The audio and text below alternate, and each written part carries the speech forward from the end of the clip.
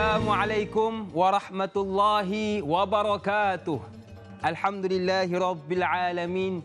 Wassalatu wassalamu ala rasulina wa habibina wa syafi'ina wa tabibi qulubina wa qudwatina wa zukhrina wa maulana Muhammad wa ala alihi wa sahbihi ajma'in wa man tabi'ahum bi ihsanin ila yaumiddin, amma ba'. Setiap hari mencari rezeki dari Isnin hingga Jumaat. Banyakkan sedekah di hari ini. Semoga amalan mendapat berkat. Jadi tuan-tuan dan puan-puan yang dirahmati Allah sekalian, hari ini hari Jumaat, jom kita banyakkan sedekah. Ini tidak tuan-tuan. Lalu tabung terlelap. Asal lalu tabung termenung tuan-tuan. Cuba masukkan RM1 2 sebagai amalan kita di hari Jumaat yang mulia ini, insya-Allah. Banyakkan sedekah, banyakkan senyum. Senyum sikit tuan-tuan. Alah, da'i bukan nampak pun. Betul juga tuan-tuan. Yang ketiga, banyakkan zikir. Dan keempat, banyakkan selawat ke atas junjungan besar Nabi Muhammad sallallahu alaihi wasallam. Baik sedang penonton yang dirahmati Allah sekalian.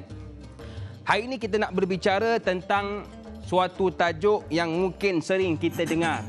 Sering kita dengar ataupun yang mungkin yang baru dengar. Yang baru dengar, ilmu baginya.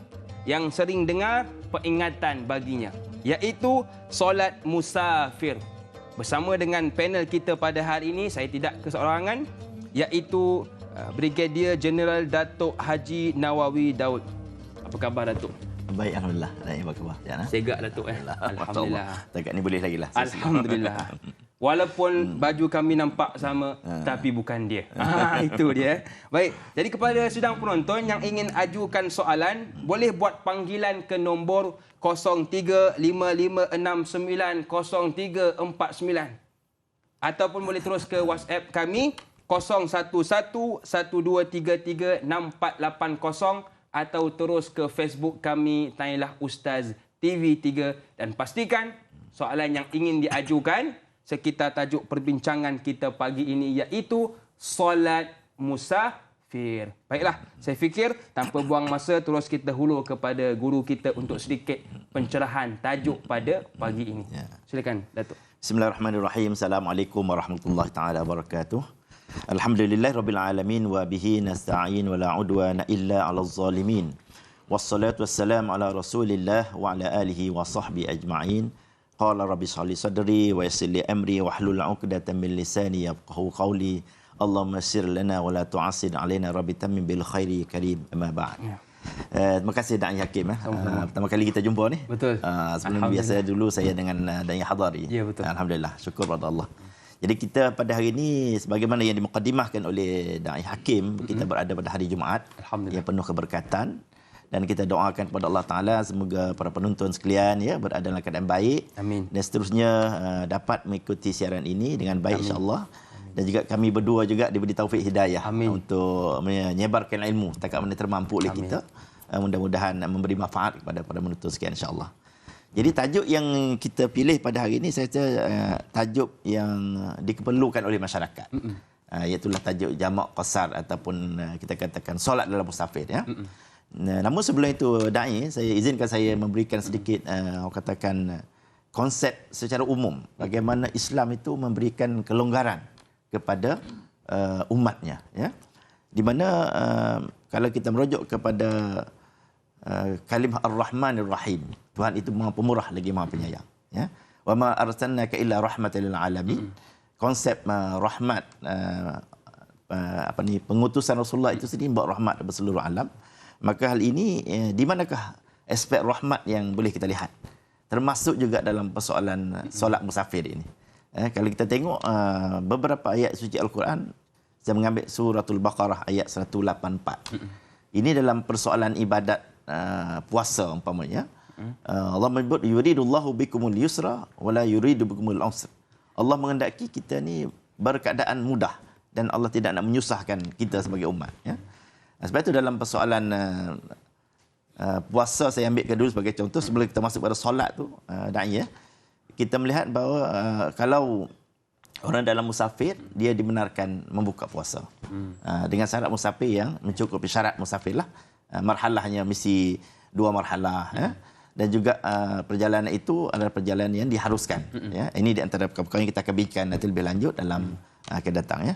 Kemudian saya juga mengambil konsep umum Islam, itulah Islam ni dia memperkenalkan dua konsep yang menyebabkan penganut-penganutnya tidak merasa stres ketika mana beribadat. Pertama sekali konsep al-murunah, yakni flexibility. Kan? Jadi flexibility ini sebenarnya dibahas oleh para alim ulama dengan begitu cantik. Di mana Allah Ta'ala memberikan banyak flexibility di dalam keadaan-keadaan tertentu apabila sesuatu berlaku kemudaratan dan sebagainya. Saya mengambil soal al-murunah ataupun flexibility ini sebagai umpamanya kita berada dalam keadaan terdesak. Biasanya kami tentera ni kan kadang-kadang, tapi orang biasa pun boleh berlaku. Betul. Ketika mana darurat dari segi permakanan umpamanya. Kita masuk lautan, ya, makanan dah tak ada, semua habis bekalan makanan yang halal dah habis dah. Yang ada depan kita ialah itu. Yang saya panggil lembu ekor pendek. Lembu ekor pendek. Atau nama rasmi, nama glamournya lah babi lah. Bunyi macam tak sedap kan, tapi nak macam mana itu nama dia. Betul. Ya, nak macam mana? Jadi ketika itu syarak mengharuskan makan bangkai daripada binatang yang tidak halal dimakan. Ini kelonggaran yang Allah Taala bagi kepada kita. Tetapi apabila syarat nak makan itu Allah Taala bagi syarat sikit, ya. Bila kamu makan, kamu tidak boleh menceroboh, tidak boleh melampau. Tapi janganlah kita makan binatang tu sampai tersandar dekat dinding, kat pokok kan. Bangun-bangun tu tanya ada lagi tak tadi. itu dah panggil dah ni kan, dah terlebih. Jadi makan tu sekadar untuk menyelamatkan nyawa, itu ada diharuskan, ya, dalam keadaan tertentu. Bahkan ada ulama mengatakan ketika mana kita dalam keadaan kita tercekik, ya, makanan kita makan tu benar tercekik di sini leher. Dan tak ada benda lain masa tu. Air pun tak ada. Demi nak menyelamatkan nyawa, yang ada depan kita cuma khamar umpamanya atau arak, diharuskan meminumnya kerana demi nak menyelamatkan nyawa. Bahkan dalam keadaan tertentu, ketika bahkan dalam aspek akidah pun da'i, kalau kita tengok pada lebih mendalam, Rasulullah membenarkan dalam keadaan tertentu nyawa kita diancam, ya. Tiba-tiba kita diminta untuk mempertaruhkan isu akidah, ya. Kalau awak tak kata ini berhala, ini umpamanya Tuhan, awak akan dibunuh umpamanya, ya. Jadi hal ini diadukan kepada Rasulullah. Bagaimana iman saya Rasulullah? Rasulullah menjawab bahawa Rasulullah tanya, aina qalbak? Di mana hati awak pada ketika itu? Ya. Maka dia kata hati saya tetap dengan Allah Ta'ala sebagai Tuhan. Cuma saya nak menyelamatkan keadaan. Rasulullah kata kalau gitu okeylah. Maknanya okey itu maksud saya Rasulullah mengambil kira benda tu satu aspek darurat yang mana terpaksa dibuat. Demi nak menyelamatkan nyawa, maka hal ini diharuskan. Ya.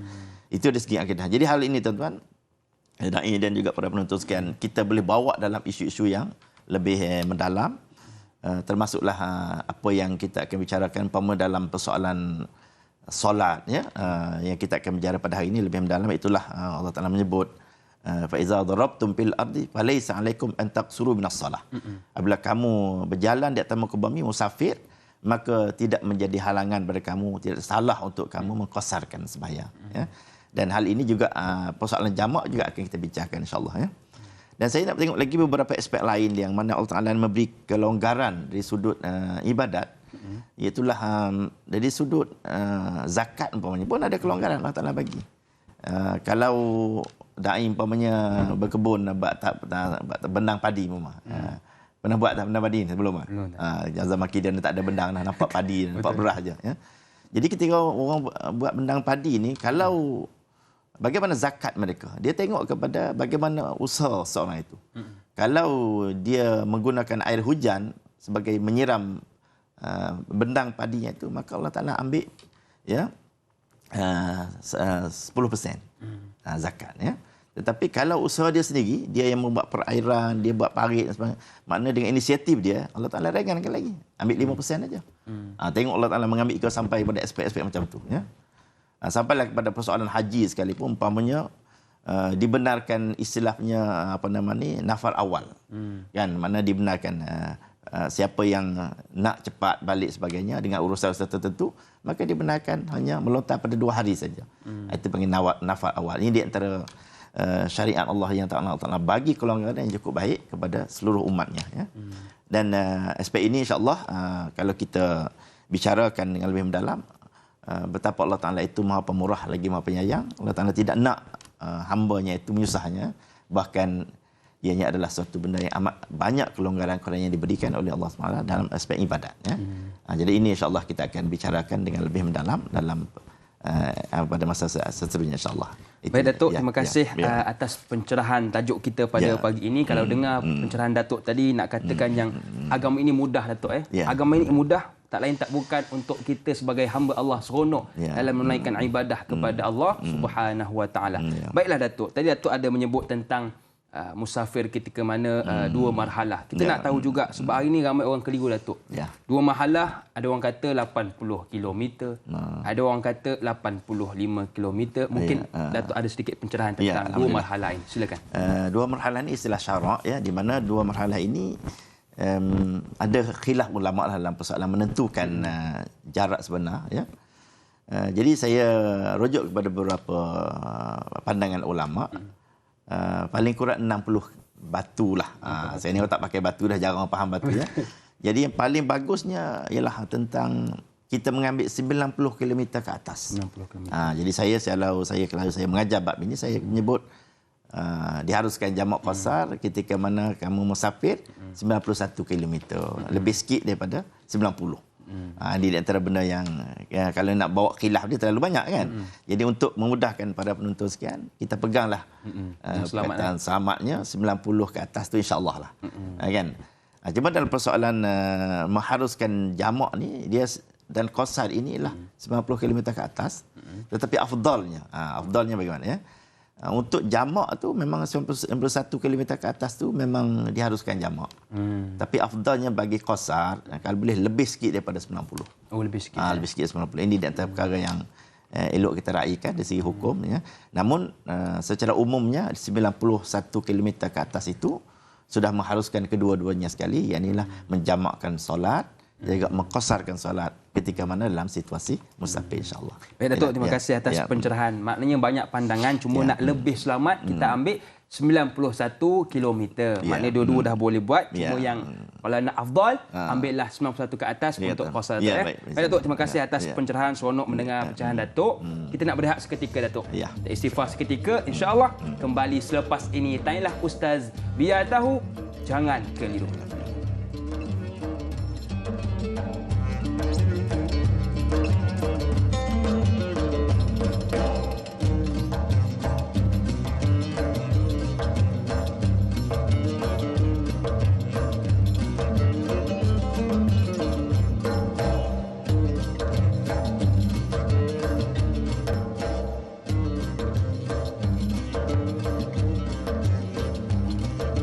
Alhamdulillah, terima kasih kepada anda yang masih lagi sudi bersama dengan kami. Buat anda yang baru bersama dengan kami, hari ini kita membincangkan tentang solat musafir bersama dengan guru kita Brigadier Jeneral Datuk Haji Nawawi Daud. Jadi kepada sedang penonton yang mungkin ada kemusykilan tentang tajuk solat musafir ini, boleh buat panggilan ke nombor 0355690349 atau boleh WhatsApp kami ke nombor 011123364480 atau terus ke Facebook kami Tanyalah Ustaz TV3. Dan pastikan soalan yang ingin diajukan sekitar tajuk kita iaitu solat musafir. Baiklah sedang penonton dan Datuk, kita nak raikan soalan seterusnya di Facebook yang diajukan oleh sahabat kita Salrasid Cikci. Assalam Ustaz dan Da'i, waalaikumsalam. Ada dua soalan Datuk. Yang pertama, bilakah bermulanya perintah untuk melakukan solat musafir? Yang kedua, kebanyakan orang sangat teruja untuk pulang ke kampung halaman hingga lupa untuk bersolat sunat musafir di rumah sebelum memulakan perjalanan. Sekiranya dia teringat dan berhenti sebentar di surau atau masjid, berapakah jarak yang perlu dia ketahui sebelum melepasi jarak syarat bagi seorang musafir? Mohon penjelasan Ustaz. Terima kasih. Terima kasih juga kepada yang sudi bertanya. Silakan Datuk. Terima kasih. Bismillahirrahmanirrahim. Alhamdulillah. Satu soalan yang cukup baik saya kira. Pertamanya saya nak sebutkan tentang bilakah syariat solat musafir ini disyariatkan dalam agama kita ya. Saya merujuk kepada beberapa pendapat ulama, tapi ada di sini ada khilaf tentang bilakah bermulanya keharusan solat musafir itu. Iaitulah setengah mengatakan pada tahun yang kedua selepas hijrah, ada mengatakan tahun yang keempat. Jadi ini adalah soal khilafiyah. Jadi ini satu perkara yang saya kira tidak perlu kita bahaskan secara lebih mendalam. Yang penting ialah kita nak musafir itu ada satu solat yang dinamakan solat sunat musafir. Ini kan yang kita nak bahas. Itu yang paling itu praktikal untuk kita amalkan pada zaman kita ni. Jadi sepatutnya orang nak musafir ni dia ada beberapa tata cara sebenarnya. Kalau nak ikut Islam tu ada beberapa, kita kata adab lah, ya. Adab yang kalau nak musafir ni umpamanya kita kena, kalau kita ada ibu bapa, salam ibu bapa dulu. Ya. Minta maaf dengan dia, minta izin dan sebagainya. Ini adalah restu ibu bapa ni untuk memudahkan perjalanan kita dengan baik. Itu yang pertama. Yang keduanya, kalau ada hutang umpamanya, kalau kita nak musafir jauh, nak pergi haji sebagainya, nak travel jauh, bahkan hutang kita pun disuruh kita settle dulu kalau mampulah. Ini hutang yang sikit-sikit kan sebenarnya. Kalau hutang yang berjadual tu tak upayalah. Hutang bank, hutang kereta sebagainya kan. Ini di antara. Kemudian di situ ada syariat tentang solat sunat musafir, ya. Solat sunat musafir ni seelok-eloknya ialah sebelum kita musafir lah. Kan, sebelum kita musafir maka kita disunatkan sembahyang 2 rakaat. Dengan niat usolli sunat as-safar, ya. Usolli sunat as-safar rakaat ini lillahi taala. Saja aku sembahyang sunat musafir 2 rakaat kerana Allah Taala. Dan bacaan ni jangan kita duduk pening dak, ya. Bacaan ni 2 surah yang boleh kata all rounder, maknanya boleh dipakai oleh semua solat dan solat sunat. Iaitulah kuliah pada rakaat pertama selepas Fatihah dan qul huwallah pada rakaat kedua selepas Al-Fatihah. Ini kalau ingatlah, kalau tak ingat baca Fatihah saja pun tak boleh 2 rakaat tu. Kalau tak ingat Fatihah tak payah sembahyang lah. Jadi sini ketika mana kita solat musafir ni, kita sebelum kita nak musafir itulah yang terbaik untuk kita buat, ya. Dan selepas itu kita doa sikitlah, ada doa-doa yang diajar oleh ulama, ya. Kita takbir Allahu akbar, Allahu akbar, Allahu akbar, ya. Kerana kita baca doa nak musafir.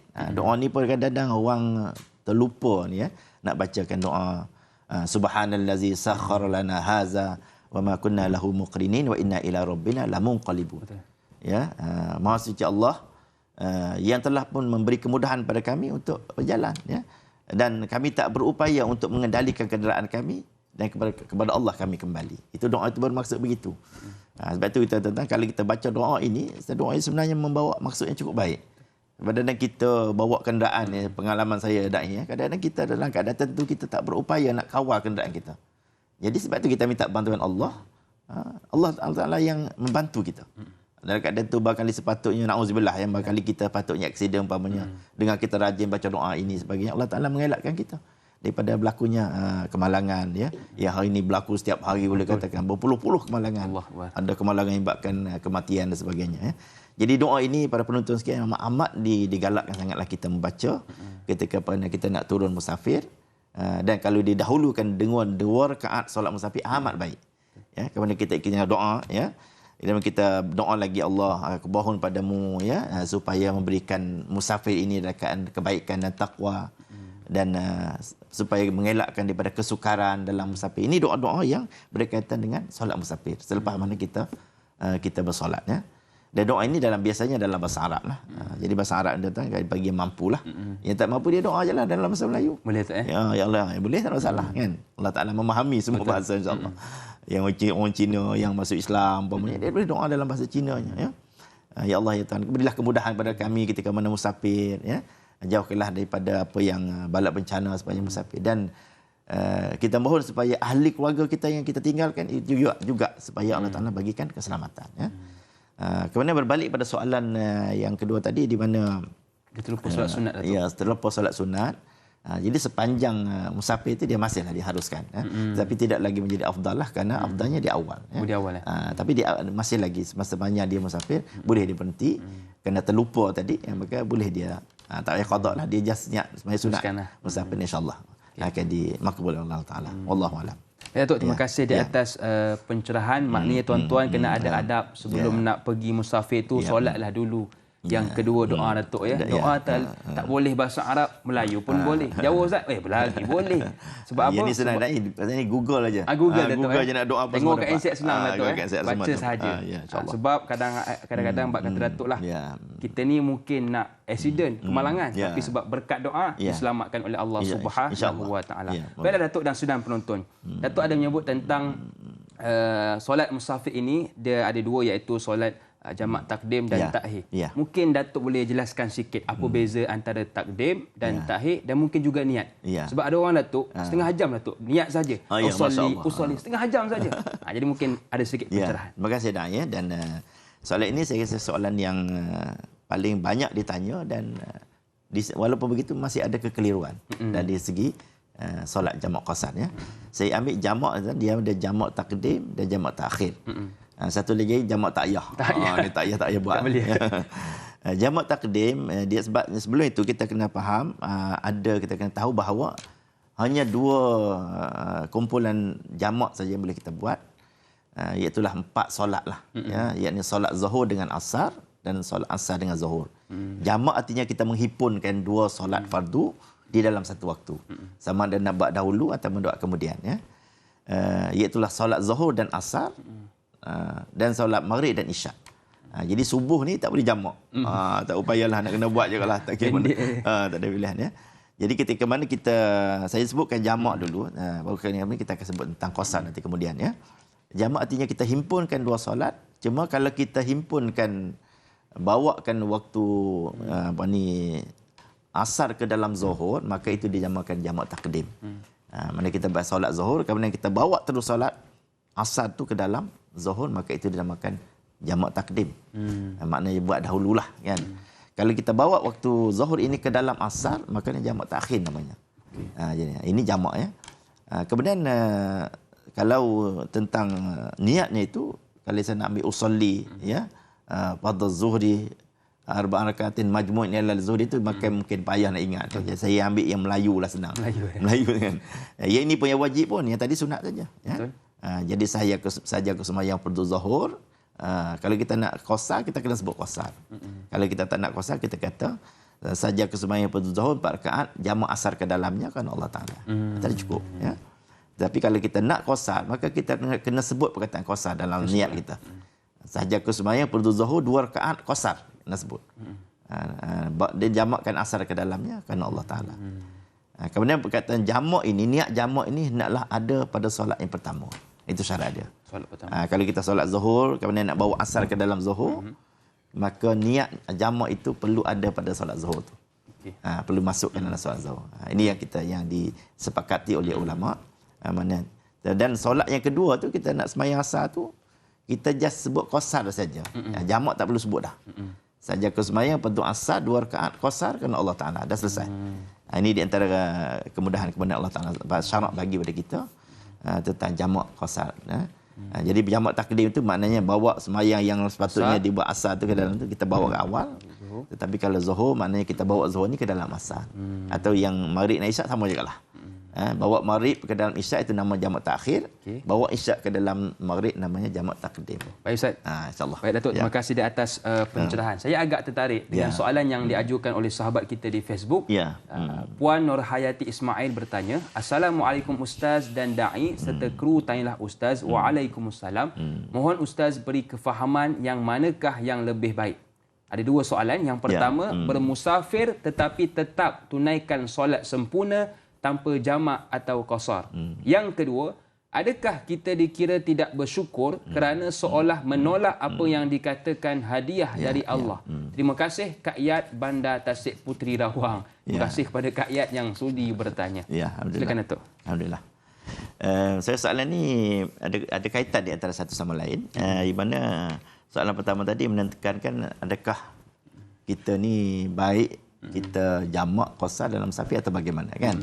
Kemudian itu adalah jadi sebenarnya macam saya sebutkan tadi, solat musafir ini dia harus sebenarnya dijamakkan. Kalau kita tak nak jamak pun tak apa. Maknanya kita atas pilihan kita sendiri ya. Tetapi apabila ditanya kepada Rasulullah tentang ayat fa iza darabtum fil ardi falaysa alaikum junahun an taqsuru minas salah in khiftum. Ada ayat pada ayat yang seterusnya. Allah mengatakan apabila kamu musafir maka tidak ada halangan bagi kamu untuk mengqasarkan solat sekiranya kamu takut fitnah musuh.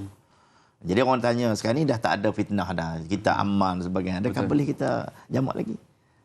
Jadi itulah Allah Rasulullah menjawab, dia kata innahu sadaqatun tasaddaqahullah. Ini adalah satu sedekah yang Allah Ta'ala bagi. Faqbalu sadaqatu. Ya, maka terimalah sedekah itu. Jadi saya rasa kira dah dua-dua soalan itu terjawablah. Di mana kita sebenarnya pada asalnya harus. Kan, kita nak semayang sempurna boleh, tak nak jamak pun tak ada masalah, ya. Tapi takkan kita tak nak terima sedekah, Allah Ta'ala bagi sedekah kita. Ini sedekah ni bukan daripada orang biasa ni, daripada Allah Ta'ala sendiri bagi kita sedekah, maka pada saya terimalah. Artinya kita praktislah solat musafir ini, baik jamak qasar, baik jamak sahaja ataupun qasar sekali. Maka ini adalah, dan sekaligus dia sebenarnya memperlihatkan keindahan Islam itu, di mana waktu-waktu tentu kita ringan. Sebab musafir ni biasaannya, mungkin da'i pun pernah musafir, saya pun pernah musafir. Kita biasanya dikaitkan dengan soal kepenatan. Betul. Kan? Jadi apabila Allah Ta'ala bagi kemudahan ini, jamak boleh. Kan? Kita jamak takdir, sampai sana kita dah tak payah sembahyang asar dah. Boleh tidur, rehat sebagainya. Ya? Ataupun kita dalam musafir, tengah drive ni, kan, masjid pun tak ada, wuduk pun tak ada, maka kita niat saja nak jamak takhir. Dengan terlintas dalam hati kita, aku nak jamak zuhur ke dalam asar. Dah. Kita teruskan perjalanan sampai di destinasi di mana kita nak tuju.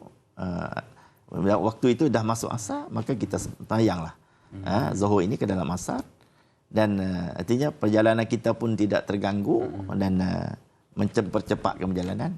Dan inilah kemudahan Allah Ta'ala bagi kepada kita. Baik Datuk, terima kasih di atas pencerahan. Jadi kepada Kak Yat tadi, tak ada masalah Datuk, ya. Nak solat sempurna. Boleh. Cuma yang lebih baik kita jamaklah. Jamak dan qasar. Sebab kata orang muda Datuk, benda boleh jamak. Buat apa? Nak tamam. Itu dia. Betul. Jadi jom kita ambil hadiah daripada Allah Subhanahu Wa Ta'ala. Baiklah Datuk dan sedang penonton yang dirahmati Allah sekalian. Kita nak raikan pula soalan di Facebook yang diajukan oleh sahabat kita Nasri Naj. Assalamualaikum Ustaz dan da'i wa alaikumussalam. Bolehkah orang yang bukan bermusafir solat berjemaah dengan orang yang solat bermusafir? Kadang-kadang kalau time berhenti dekat hentian rehat, saya solat jamak. Tengah solat ada yang sentuh bahu untuk jadi jemaah saya. Sedangkan dia tak tahu yang saya tengah solat jamak. Contohnya zuhur ke asar. Habis solat dia teruskan solat bukan bermusafir dalam hati saya. Tadi masa dia sentuh, saya tengah niat asar. Sekarang kan dia waktu zuhur. Oh, soalan dia lain macam soalan ni. Datuk faham Datuk, Agak-agak insya-Allah. Saya jawab insya-Allah apa yang saya faham. Sebenarnya dia ada di situ ada beberapa keadaan, ya. Keadaan pertama, kalau kita ni kita orang bermusafir nak berimamkan orang yang tak bermusafir. Ketika itu kalau kita nak jamak sahaja tidak ada masalah. Seumpamanya saya datang, da'i sedang sembahyang maghrib ketika itu. Kan? Saya datang, saya jadi makmum. Boleh, tak ada masalah. Habis saja da'i habis bagi salam, saya bangun buat sembahyang isyak. Kan? Itu maknanya kita musafir mengikut orang yang bermukim. Tak ada masalah, ya. Tapi kalau kita nak qasar, nak berimamkan orang yang sembahyang tamam, tak boleh. Kan? Umpamanya kita nak orang tu sembahyang isyak. Da'i sedang sembahyang isyak, saya datang, saya nak qasar. Tak boleh. Kerana orang itu akan sembahyang sempurna. Kita berimamkan orang yang sembahyang sempurna, tiba-tiba kita nak qasar, tak boleh. Yang ini kita kena buat sendiri kalau kita nak qasar. Ya? Sementara kalau kita sedang solat, orang datang sentuh belakang umpamanya. Kan? Sentuh-sentuh tu kena tengok juga. Nanti salat dia pusing belakang, dia kata, apa sentuh-sentuh? Awak nak apa, kan? Tapi jarang berlaku lah benda tu, saya katakan. Ini kadang-kadang berlaku da'i, ya. Jadi hal ini tidak menjadi masalah. Kita sembahyang, kita teruskan saja sembahyang kita, ya. Jadi orang tu dia niat berimamkan kita ketika mana kalau kebetulan pada solat itu solat yang sama, maka dia tidak ada masalah, dia dapat pahala berjemaah. Kalau soalan yang kalau solat berlainan, barangkali dia paling tidak pun solat dia sah, cuma dia tidak dapat pahala berjemaah. Itu saja kategorinya, tidak ada masalah, ya. Mana kedua-duanya dibolehkan, kita boleh bermakmumkan orang yang musafir ataupun sebaliknya, tetapi kadang-kadang ini naklah diraikan, ya. Ini tidak ada masalah. Ini soal memang kita tak tahu pun, sebab salat zuhur asar kita tak tahu. Sebab pertamanya dia baca perlahan, yang keduanya kita tak tahu adakah dia niat apa. Jadi kita just bayang macam biasa. Kita sentuh, kita niat dia berimam. Mudah-mudahan Allah Ta'ala memberikan pahala berjemaah kepada kita, insya-Allah. Baik Datuk, terima kasih atas pencerahan. Jadi kepada mereka yang nak ikut imam tengah solat, maka ikut je lah. Jangan pula tanya, bang, Jamak jangan pula tanya batal kita nanti, batal Tok Imam nanti. Jadi teruskan solat bersama dengan imam. Baik Datuk, terima kasih atas pencerahan. Soalan seterusnya diajukan oleh Azli Zaini. Assalamualaikum Ustaz, Da'i dan kru tanyalah Ustaz. Saya Azli bin Zaini dari Permas Jaya 7, Johor Bahru. Saya ada 2 soalan. Yang pertama, apakah kita boleh jamak solat fardu sekiranya kita bermalam di tempat tersebut 2 hari je dari tempat kita bermastautin? Yang kedua, apakah wajib kita membaca doa iftitah sekiranya mengimamkan solat jamak fardu dalam tiap-tiap waktu? Terima kasih. Mohon pencerahan Ustaz dan Naim. Terima kasih kepada Azli yang sudi bertanya. Terima kasih. Dia soalan yang disebut tadi tentang bagaimana dia bermalam 2 hari lah. Semua perkara asas Naim yang harus dipahami oleh semua para penuntun kita, iaitulah jarak yang diharuskan jamak qasar itu mestilah 2 marhalah. Itu perkara asas lah. Kan kalau kita keluar daripada kampung kita, taman kita, kita bergerak melebihi 2 marhalah, maka dibenarkan kita menjamak dan qasar selama 3 hari. Tidak termasuk hari perjalanan pergi dan balik. Itu memang jelas, ini asas lah. Jadi kalau soalan tadi umpamanya dia 2 hari dan dia telah berjalan melebihi daripada 2 marhalah, keluar daripada perkampungannya, maka tak ada masalah. Dia boleh jamak dan qasar.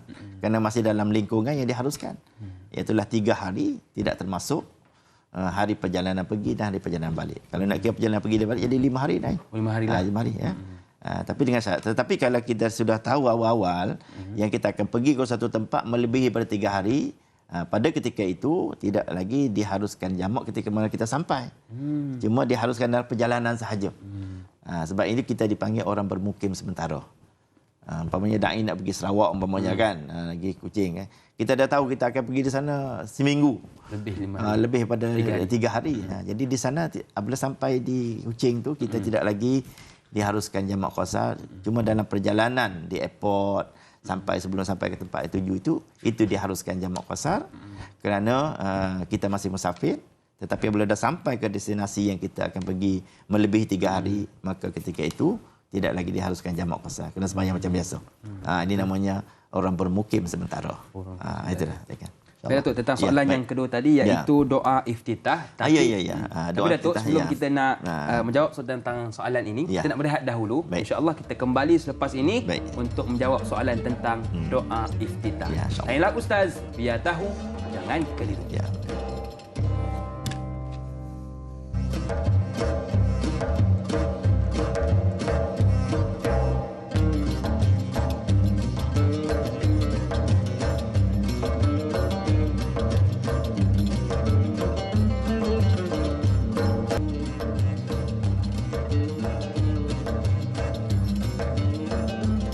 Alhamdulillah, terima kasih kepada sidang penonton yang masih lagi sudi bersama dengan kami.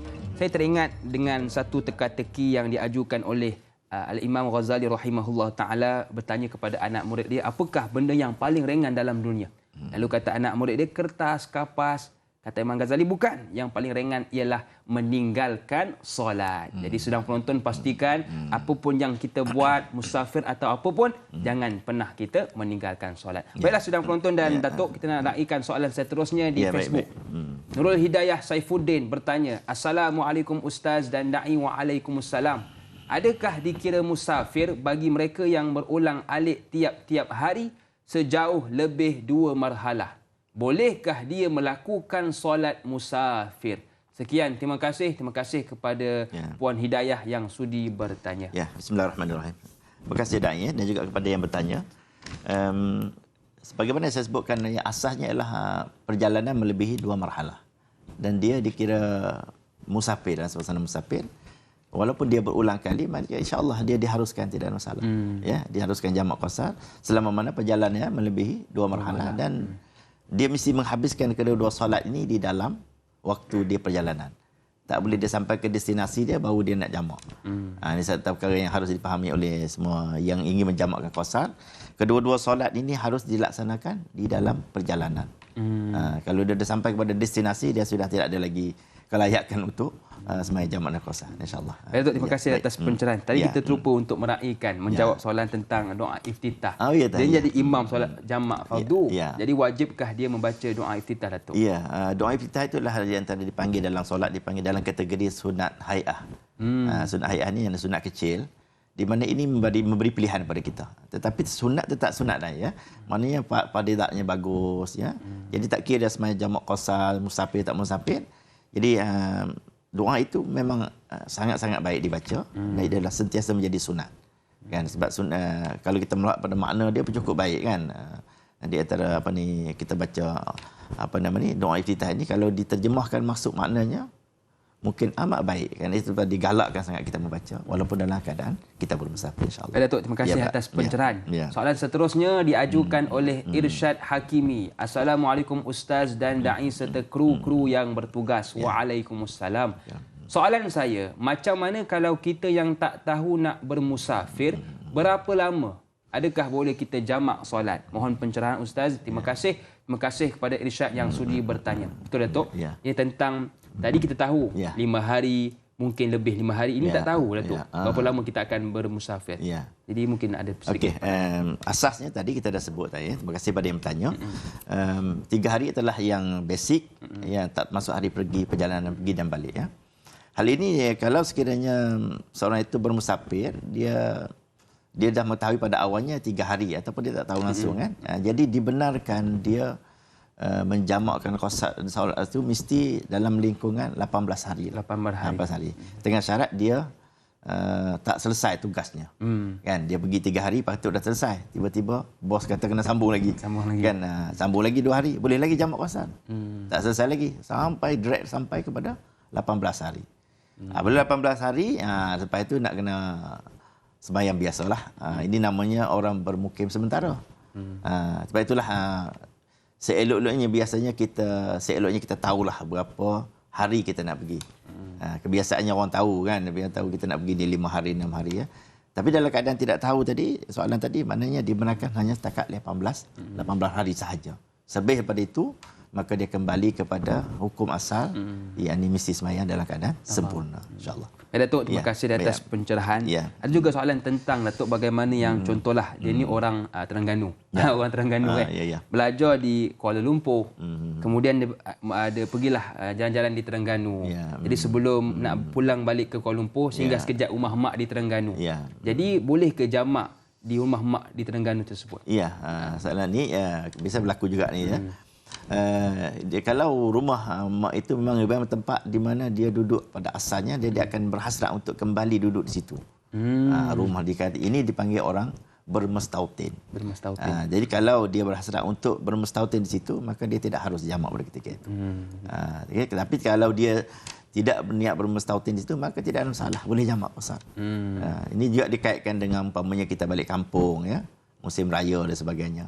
Maka ketika itu kita diharuskan jamak dengan syarat kita tidak lagi untuk berhasrat nak balik tinggal di situ setelah kita pencen dan sebagainya, ya.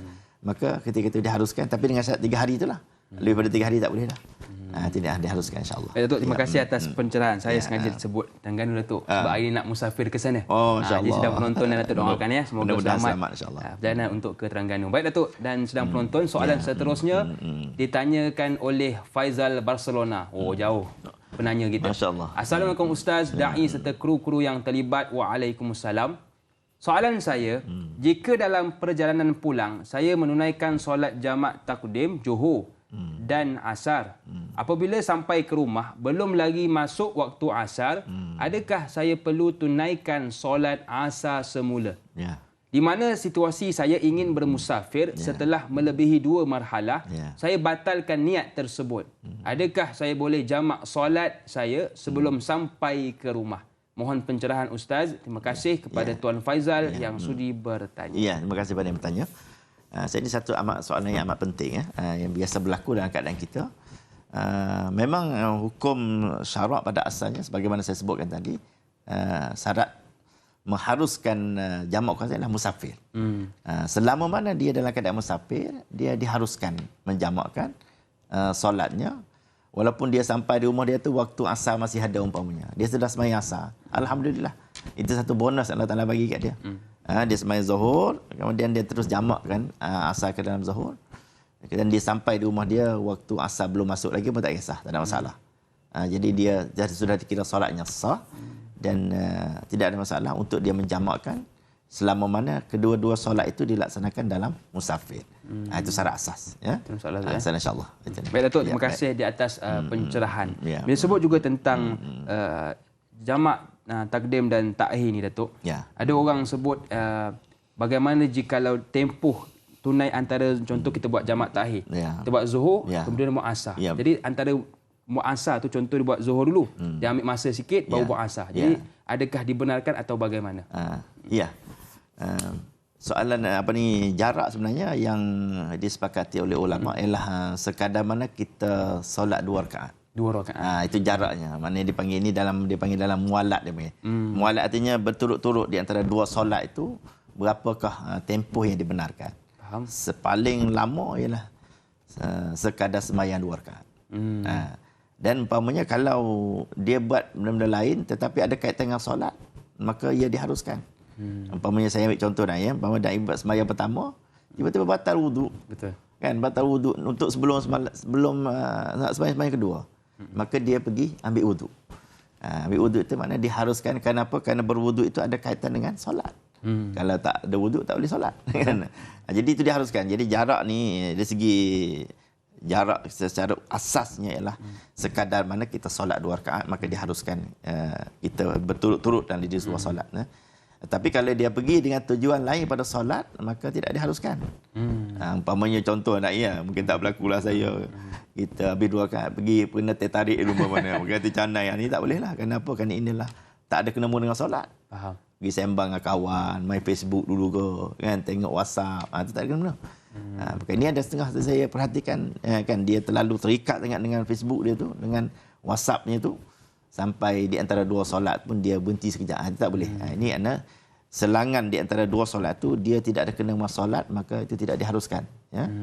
Tapi segi masa tu, maka 2 rakaat itu adalah yang dimutamatkan. Baik Datuk, terima kasih atas pencerahan. Jadi sidang penonton, dia punya tempoh dia antara sekadar 2 rakaat, bukan 2 jam 2 jam lama benar. Jadi itu yang perlu kita maklum. Baiklah Datuk dan sidang penonton, soalan seterusnya diajukan oleh Miza Baharin. Salam moderator dan Datuk. Waalaikumsalam. Hari ini hari Jumaat. Saya ingin meminta penjelasan Datuk tentang tuntutan solat Jumaat untuk yang bermusafir lebih dari 2 marhalah. Terima kasih. Dan soalan seterusnya yang boleh kita kaitkan. Assalamualaikum Ustaz dan Da'i. Waalaikumsalam. Apakah hukum sekiranya kita bergerak untuk bermusafir ketika solat Jumaat? Terima kasih yang sudi bertanya. Silakan Datuk. Okey, di sini ada 2 isu. Terima kasih kepada yang bertanya. Ada 2 keadaan yang harus kita faham ya. Pertamanya solat bermusafir pada hari Jumaat di awal Jumaat, maknanya di awal pagi. Kata ini tidak ada khilaf ya. Walaupun setengah ada pendapat mengatakan diharamkan kita musafir pada hari Jumaat ya. Tapi sebenarnya kalau muktamadnya mengatakan bahawa di waktu awal pagi Jumaat tidak ada masalah. Yang diharamkan ketika mendekat nak masuk waktu. Kita baru nak memulakan perjalanan. Itu tidak diharuskan. Ya? Lebih lagi terjawablah soalan mengatakan bahawa ketika mana solat Jumaat kita baru nak musafir.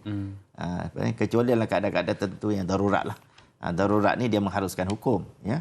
Jadi apabila kita dah niat musafir, bagaimana kita sebenarnya tidak lagi menjadi ahli Jumaat. Kita diharuskan tinggal Jumaat sebenarnya. Ya? Dan kerana kita sudah musafir. Orang musafir tidak menjadi ahli Jumaat. Dia diharuskan solat zuhur. Kan? Tetapi apabila kita dalam keadaan biasa, kita tidak boleh nak memulakan musafir. Kan, sedangkan kita ada pilihan. Kan, kita boleh lepas Jumaat ataupun awal pagi sebagainya. Maka itu menjadi haram hukumnya kalau sekiranya kita nak mulakan musafir ketika mana Jumaat baru nak bermula. Ini yang apa yang saya faham, insya-Allah.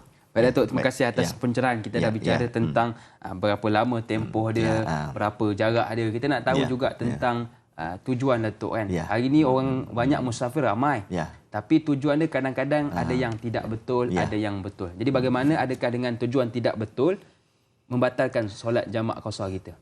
Kalau kita melihat kepada syarat-syarat jamak qasar ini, khususnya qasar saja, maknanya ada banyak syarat sebenarnya. Tapi salah satu daripadanya tujuan musafir itu ya. Makna tujuan musafir itu harus misilah musafir yang diharuskan. Umpamanya kalau dia nak pergi menyamun, merompak kan, masa tu tak dibenarkanlah jamak qasar kerana tujuan musafirnya tidak diharuskan. Tapi tak berlakulah macam tu kan. Jadi biasanya tujuan yang baik, umpama nak ziarah kawan, bahkan nak pergi melancong sekalipun, itu tujuan baik.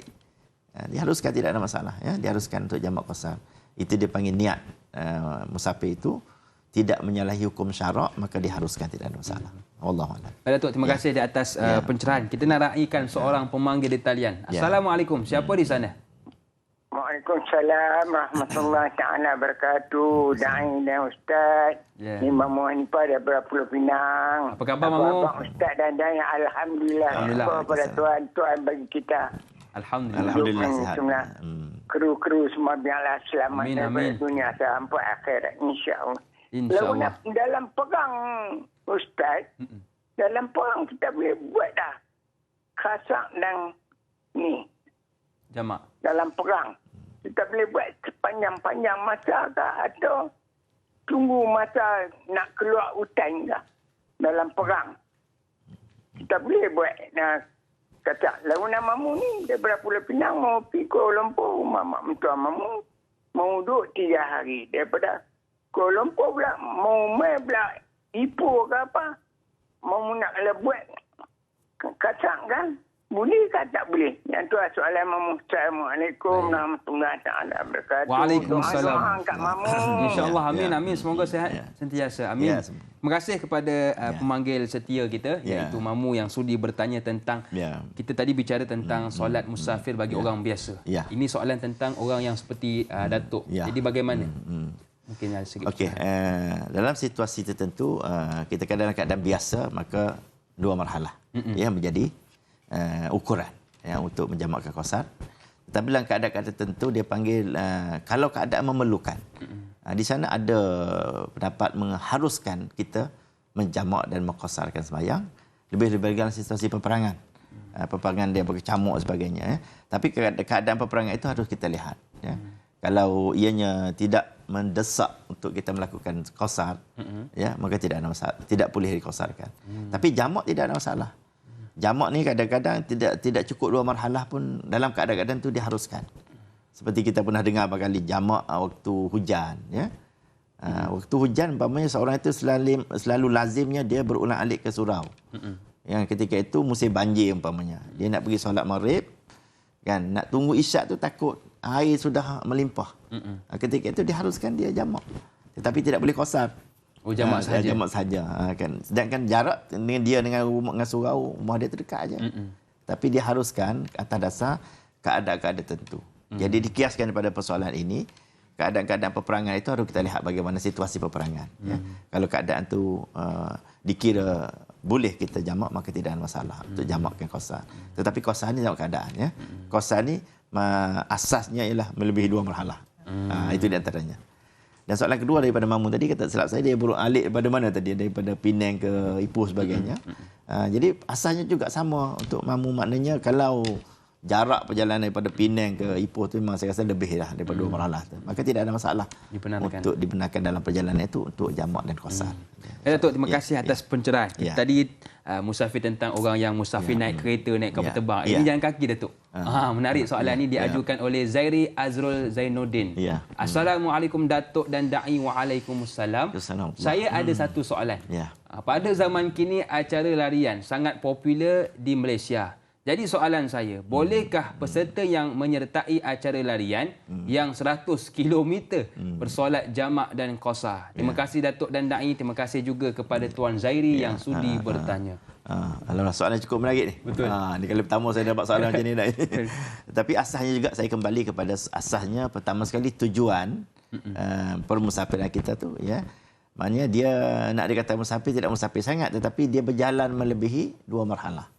Dalam keadaan dia niat tu untuk apa ni kita katakan pertandingan yang diharuskan, dan ketika itu dia melebihi daripada 2 marhalah, yakni 91 km asasnya. Kemudian dia berhenti sekejap untuk nak sembahyang, maka tidak ada masalah untuk jamak dan qasar. Tapi dengan syarat dia kena menutup aurat lah. Kan biasanya orang berlari dia pakai yang pendek. Kalau dia pakai tracksuit tak ada masalah. Maka tidak ada masalah untuk dia sembahyang jamak qasar. Kerana asalnya perjalanan melebihi 2 marhalah, yakni 91 km. Dia soalan tanya jadi 100 kan? 100 macam jauh betul. Melebihi daripada berkali-kali ganda lah. Daripada jarak yang dibenarkan untuk kita solat jamak dan qasar. Tidak ada masalah. Datuk, terima kasih atas pencerahan. Saya tadi pun lagi juga Datuk, cuma buang 20 tu. 1 kilometer sajalah. Itu kita itu punya. Tak harus. Tak harus ya. Baik Datuk, terima kasih atas pencerahan. Sedang penonton yang dirahmati Allah sekalian, kita nak berehat seketika. Kembali selepas ini, tanyalah Ustaz, biar tahu, jangan keliru.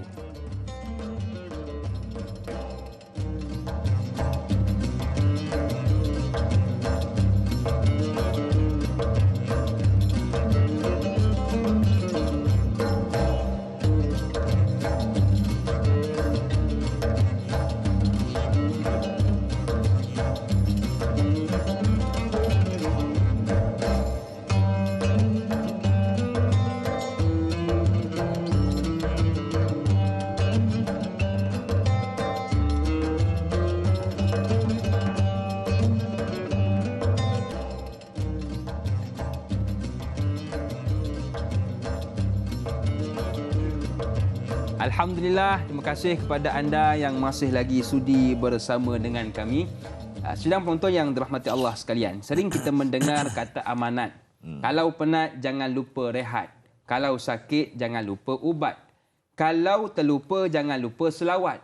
Kalau musafir, jangan lupa solat. Jadi jaga solat di mana jua kita berada. Baik Datuk dan sidang penonton, kita nak raikan soalan di Facebook. Warisah Muhammad Zuki. Assalamualaikum waalaikumsalam warahmatullahi wabarakatuh. Saya tinggal di Selangor dan baru menjalani pembedahan di Kedah. Saya agak sukar untuk ambil wuduk dan solat. Bolehkah saya solat jamak dan qasar sepanjang rawatan saya di Kedah ini? Terima kasih kepada Warisah yang sudi bertanya. Silakan Datuk. Okey. Soalan ini adalah soalan yang saya kira cukup baik juga untuk dikongsikan bersama dengan penonton-penonton yang lain. Mungkin keadaan ini berlaku juga pada orang lain. Dia sebenarnya asasnya Warisah ini ada 2 keadaan. Pertama, dia dalam jarak yang barangkali diharuskan jamak qasar. Maka tak kira dia sakit atau tak sakit, dia diharuskan. Dan satu lagi ialah diharuskan jamak ini dalam keadaan tertentu. Dipanggil sekiranya ada keperluan.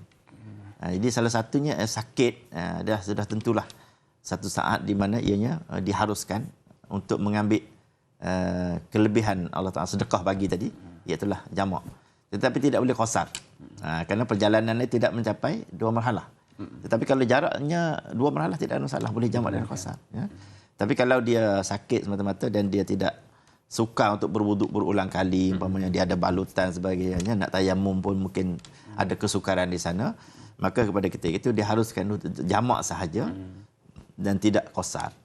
Jadi sekarang jamak tidak qasar ni banyak keadaan yang syarak membenarkan. Tetapi tidak boleh dijadikan amalan-amalan tertentu kecuali keadaan memerlukan sangat ianya menjamakkan. Jadi pada saya soalan tadi memang jawapannya adalah diharuskan insya-Allah. Diharuskan insya-Allah. Baik, terima kasih Datuk atas pencerahan. Jadi kepada Warisah dibenarkan jamak, cuma tidak dibenarkan qasar. Tapi jikalau lebih 2 marhalah maka dibenarkan. Tidak ada masalah. Jelas di situ. Baik. Soalan seterusnya Datuk. Assalamualaikum Ustaz dan Da'i. Waalaikumsalam.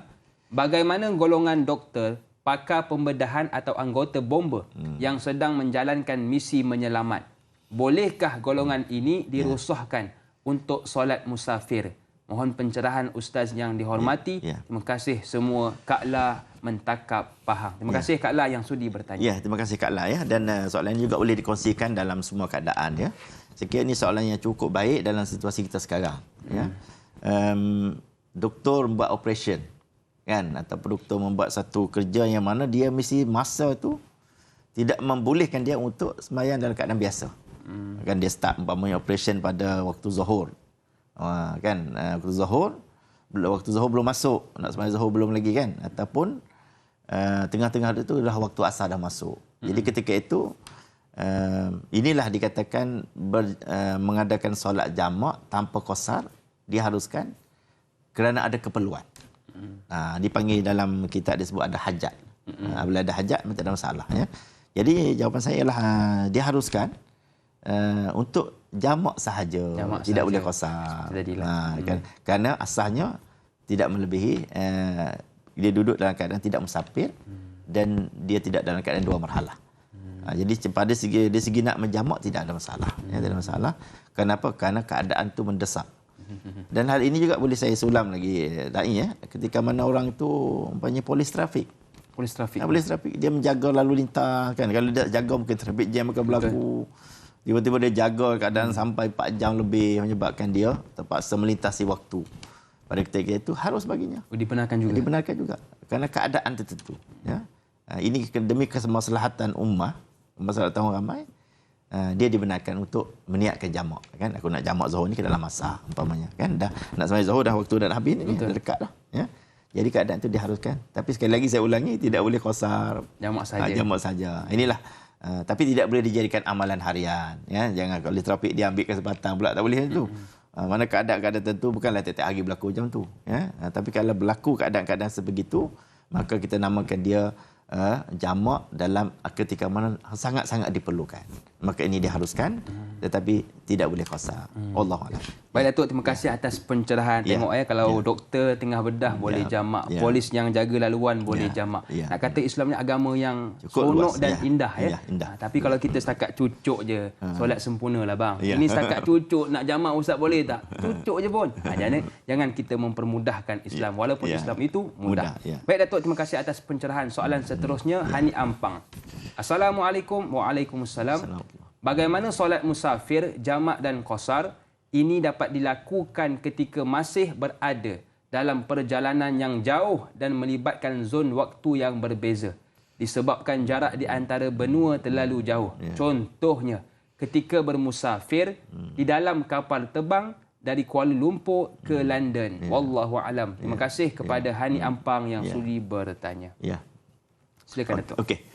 Ini soalan yang juga berlaku kepada banyak orang ketika mana travel melebihi daripada lebih pada kadang-kadang sampai 13 jam. Betul. Umpamanya kalau kita pergi London tu direct flight daripada Kuala Lumpur ke London sampai 13 jam ya. Jadi ketika ini kita mengukur dari sudut waktu, jarak di mana kita melihat bahawa pengiraan kena adalah ya. Kalau sekiranya ada pedoman daripada pramugari sebagainya, kita boleh bertanya lah ya. Boleh bertanya waktu Zuhur dah masuk waktu Zuhur kita boleh solat dalam kenderaan ya. Tapi syarat kita telah berwuduk sebelum nak musafir itu dinasihatkan ambil wuduk siap-siap kan. Agak-agak dah masuk waktu Zuhur, maka kita solat Zuhur dan boleh jamakkan sekali, bahkan boleh diqasarkan kerana dia dalam perjalanannya jauh ya. Jadi ini di antara perkara yang harus diambil perhatian oleh orang-orang yang banyak musafir di waktu jauh. Sediakan wuduk lebih awal ya. Dan kita mengetahui permulaan kita nak naik kapal terbang tu time mana dekat dengan Zuhur tu kita dah boleh agak-agak dah. Kalau dah tak ada pedoman sangat, mungkin tadi dah 3 jam aku berjalan dah. Ni Zuhur dah masuk. Kan? Jadi solat Zuhur kemudian jamakkan terus dalam asar. Jadi selesai dua-dua. Di antara benda yang diharuskan insya-Allah. Anak Islam tu mudah, kita nak menyusahkan ya. Dan andai kata dah tak ada wuduk, paling kurang pun dah ya kena sembahyang menghormati waktu. Hormat waktu. Dan di sana bila kita sampai pada destinasi, maka kita naklah mengqadakkan solat itu kerana kita solat itu sebenarnya sekadar meraihkan waktu tetapi tidak mengesahkan solat itu sebagai yang sewajarnya.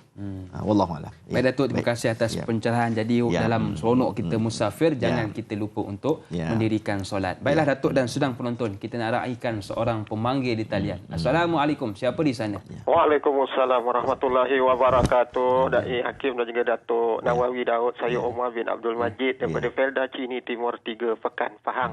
Assalamualaikum Datuk dan Hani. Waalaikumsalam warahmatullahi wabarakatuh. Soalan saya begini Datuk ya. Di zaman sekarang ni Datuk ya, kereta begitu canggih ya. Contohnya perjalanan daripada Kuantan ke Alustar contoh. Musafirlah contohnya saya sendirilah Datuk ya.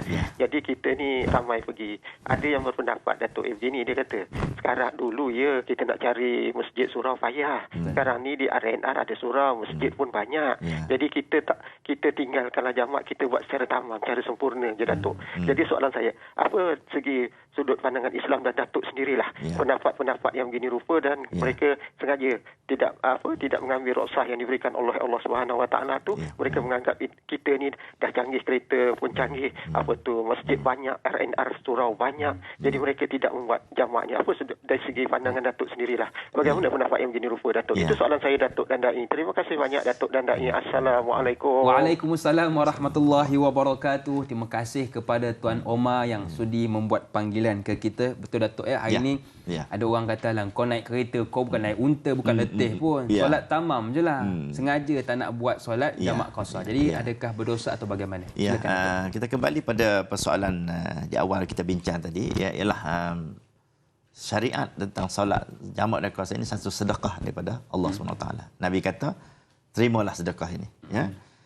Sebab itu solat musafir ini, perkataan yang harus kita pegang betul-betul ialah perkataan musafir. Dia panggil as-safar dalam agama Islam kan. Tak kira kadang-kadang musyaqqah ni menjadi sebab kedua, tapi sebab asasnya ialah as-safar. Jadi ketika mana kita dalam keadaan musafir, tak kiralah jarak perjalanan jauh, kita dalam keadaan pakai kereta, bahkan kita naik kapal terbang. Kan setengah orang tu, ada seorang kawan saya ni cerita lama kan. Dia rasa dia tak confident nak jamak. Dia kenapa dia ni seorang yang VIP lah katakan. Dia daripada rumah dia naik staff car. Kan daripada staff car, kemudian dia dibawa ke airport. Sampai airport kan, naik kapal terbang 1 jam setengah, 1 jam 40 minit dah sampai Kuching, Sarawak. Di sana ada orang tunggu dah. Kan dengan staff car juga nak bawa dia ke hotel. So dia pun macam soalan tadi juga dah, dia macam tak berapa nak yakin. Boleh tak dalam keadaan macam ni? Senang sangat ni. Sebab itu dah asasnya kita pegang ialah as-safar tadi. Selagi mana kita dalam keadaan musafir, maka ia mengharuskan kita jamak qasar ialah musafir. Tak kira kita senang macam mana pun, jadi ambillah ini sebagai sedekah. Dan ia adalah pilihan sebenarnya. Untuk jamak ni pilihan. Kalau kita tak nak buat pun, kita rasa aku tak sedap lah. Boleh, teman yang sama pun boleh. Tapi kita tak ambil sedekah Allah Ta'ala, rugilah. Nah, ini dah rugi. Pada saya, terimalah ia sebagai satu sedekah Allah Ta'ala dan kita buat dengan penuh yakin. Jangan ada sedikit keraguan ini kan, walaupun kita dalam keadaan senang. Itu jawapan insya-Allah. Baik Datuk, terima kasih atas pencerahan. Ingat tuan-tuan, jangan jadi orang yang rugi. Bagaimana menolak pemberian dari Allah Subhanahu wa taala. Baik Datuk dan sedang penonton, soalan seterusnya diajukan oleh sahabat kita. Assalamualaikum Ustaz dan Da'i. Waalaikumsalam. Saya Farisha dari Johor. Saya nak tanya, apakah hukum sekiranya kita bercakap antara dua solat? Sebagai contoh, kita solat jamak takdim asar ke dalam zuhur, tapi sebelum kita bangun nak tunaikan solat asar, kita bercakap. Terima kasih, mohon pencerahan Ustaz. Seterusnya, soalan yang boleh kita kaitkan juga. Zai Hasrin Ayin bertanya, Assalamualaikum Ustaz dan Da'i yang dirahmati Allah. Waalaikumsalam. Bolehkah kita iqamah ketika memulakan solat jamak yang kedua? Terima kasih. Terima kasih kepada Zai Hasrin Ayin yang sudi bertanya. Silakan Datuk. Alhamdulillah Da'i. Dua soalan di sini saya kira amat baik. Pertama sekali tadi soalannya mengenai tentang bercakap di antara dua solat. Sebenarnya tidak menjadi masalah, tidak membatalkan keadaan jamak itu. Kerana ketika mana kita habis solat pertama, kita dah bagi salam, sebenarnya kita tidak solat lagi. Kita itulah keadaan biasa. Cuma jarak yang dibenarkan tadi saya katakan di antara ada kadar 2 rakaat. Tetapi bercakap itu tidak membatalkan untuk keharusan menjamak bagi solat yang kedua. Tapi jaraknya selang masa tu tidak boleh melebihi terlalu lama lah. Sembang lama kan, tengok Facebook sebagainya. Itu di antara jarak, takut dia dah jauh daripada terlalu lama sangat, maka itu menjadi membatalkan persoalan jamak qasar itu. Tetapi selagi mana dia bercakap 2-3 patah umpamanya, itu tak ada masalah. Macam dia kata komat sikit. Kan komat sikit. Ada soalan kedua tadi tentang keharusan qomat. Jadi sebenarnya disunatkan. Sebelum nak jamak pertama pun disunatkan qomat. Nak mulakan solat kedua pun disunatkan kita beriqamat. Kerana inilah kita nak mulakan solat. Pada kita itu tidak ada masalah. Memang akan disunatkan untuk kita qomat pada solat pertama, juga termasuk kita nak mulakan solat yang kedua. Wallahu a'lam. Baik Datuk, terima kasih atas pencerahan. Jadi kalau setakat nak bercakap sedikit tak ada masalah. Tidak ada masalah. Tapi kalau sampai membawang tu, ni dandan membawang Datuk mengumpat orang sebelah. Itu tidak dibenarkan. Dan jikalau nak iqamah untuk solat yang kedua, maka juga dibenarkan. Bahkan digalakkan. Betul. Terima kasih Datuk atas pencerahan. Soalan seterusnya, Muhammad Nazrin Hasan. Assalamualaikum Ustaz dan Da'i. Waalaikumsalam. perjalanan dengan bas bermula Johor dari KL ke Taiping. Saya niat jamak qasar takhir. Tiba-tiba ada kemalangan di lebuh raya sampai destinasi pada waktu maghrib. Berapakah rakaat yang perlu diqadha? Qadha Johor 2, rakaat asar 2, rakaat atau Johor 4 rakaat, asar 4 rakaat. Jadi jumlah yang perlu diqadha, Datuk. Terima kasih kepada Muhammad Nazrin yang sudi bertanya. Apa yang saya faham daripada soalan tadi, maknanya dia tak sempat nak sembahyang dalam keadaan musafir tadi kan, dia sampai di rumah dia. Jadi ketika itu yang diharuskan jamak dan qasar ini ketika mana musafir sahaja. Mana kalau dia sempat solat musafir itu dia dibenarkan qasar, tetapi bila dia sudah sampai di rumah dia tak sempat nak jamak sebab ada kemalangan sebagainya, pada masa itu dia kena sembahyang tamam lah. Tamam ya. Dan qada ni tidak boleh diqada bila dah sampai ke qada, tidak boleh lagi diqasarkan. Kecuali qada itu dilakukan sepanjang musafir.